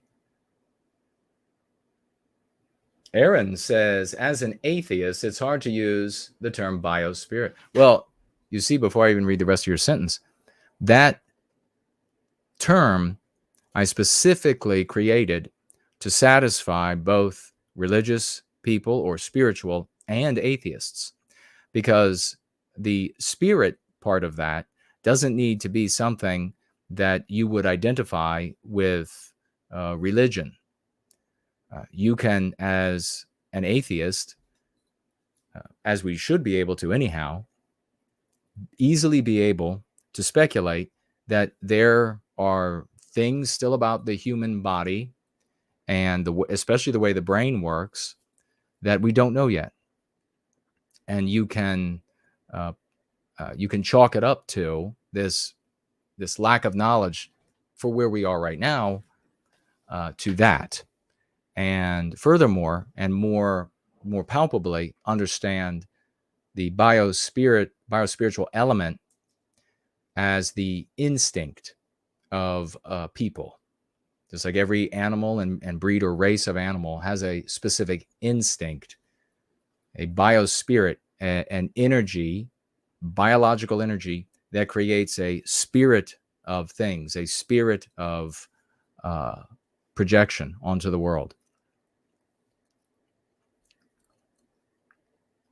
And okay, so the rest of your sentence there. So when you explain, or when you use biospirit, it's better, I think it's better, even for somebody in your position, to begin with biospirit in your conversation and then explain, and with a short sentence, that here I'm speaking about instinct. If you begin with instinct, it doesn't carry the same weight in any conversation that I've ever had, even with atheists.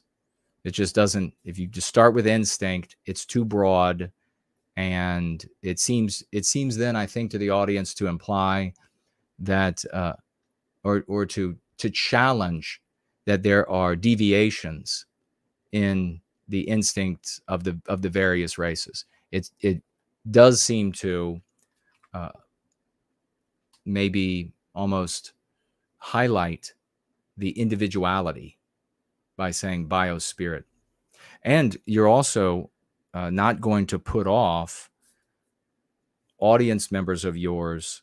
And again, that can mean one person, it can mean two people. You don't have to be a content creator who might be spiritual or religious. That will speak to them as well. I think at root, we speculate about things that might be there, and then we investigate. And sometimes we find that they are there. Sometimes we find that they're a little different than we expected. Sometimes they're not there at all. But that's how we progress. In most cases, we don't stumble upon things. And so speculating about a spirit for you can be a spirit of created out of the energies of consciousness. I mean, try to do some reading on what's consciousness, and you'll see exactly what I'm talking. Maybe you already have. You'll see exactly what I'm talking about.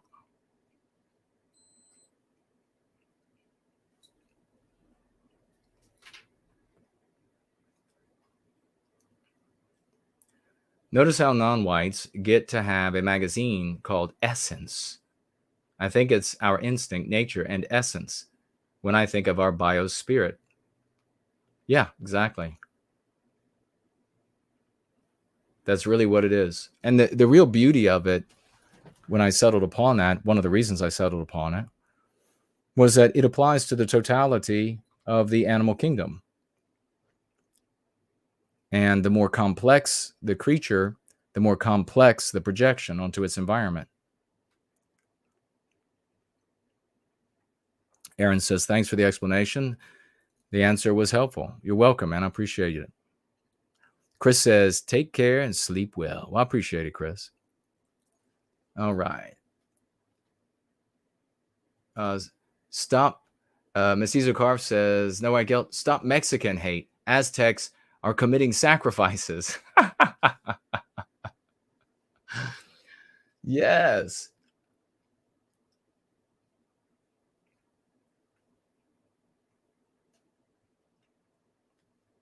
Yeah, and just back to Aaron, I see your other comment here. I have found that the majority in the white sympathetic sphere, and now I have to think back about people outside of the sphere who also consider themselves atheists or agnostics. Yeah, everybody that has that considers themselves atheist or agnostic, I say biospirit, and I follow that up with instinct, and I don't miss a beat, and neither do they. So they just chug right along with it, and they find it persuasive. So yeah, try it out. I think it'll work for you. There is a YouTube channel called The Dr. Taylor Marshall, and he gives theological reasons why Christians should not support the state of Israel. Yeah, how well is he doing? That has got to be a tough market.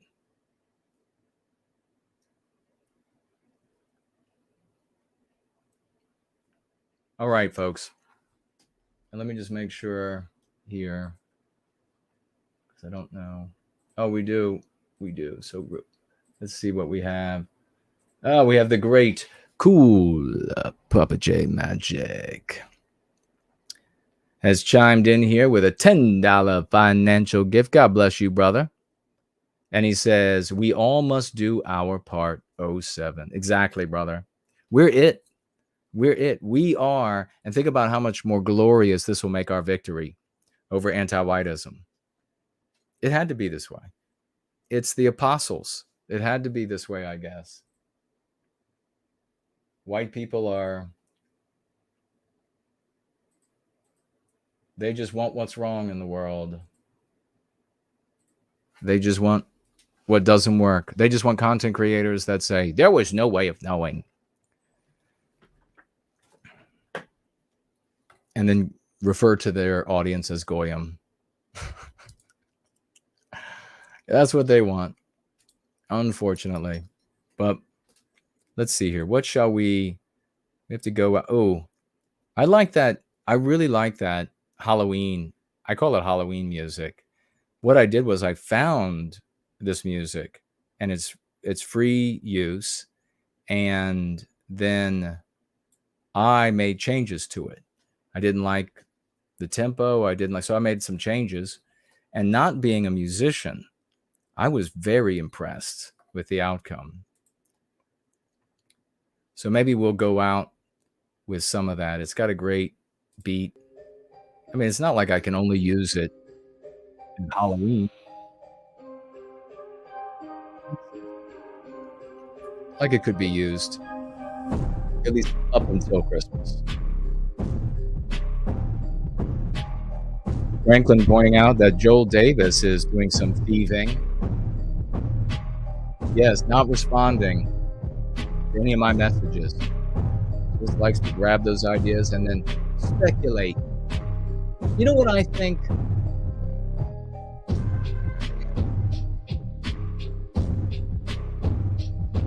Make sure you come back on Sunday, 5 p.m. Tell your friends. Bring your grandpappy and his banjo. I don't know when the beats are hitting for you, so I may seem like I'm out of sync to the dancing with the song.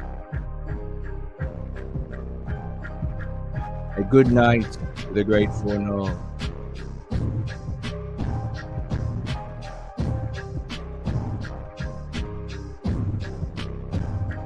They're like, shit, he's muscular, he's smart, he can dance. Ignore him.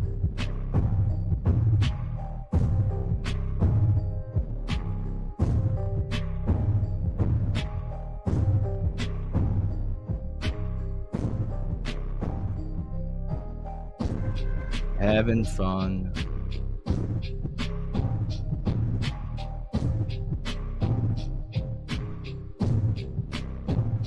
Ooh, there's that woman. Goodbye.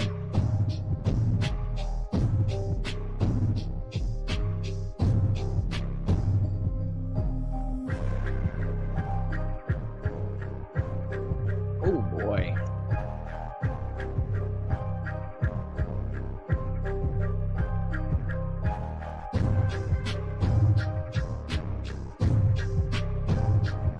I'm gonna go enjoy Rivendell.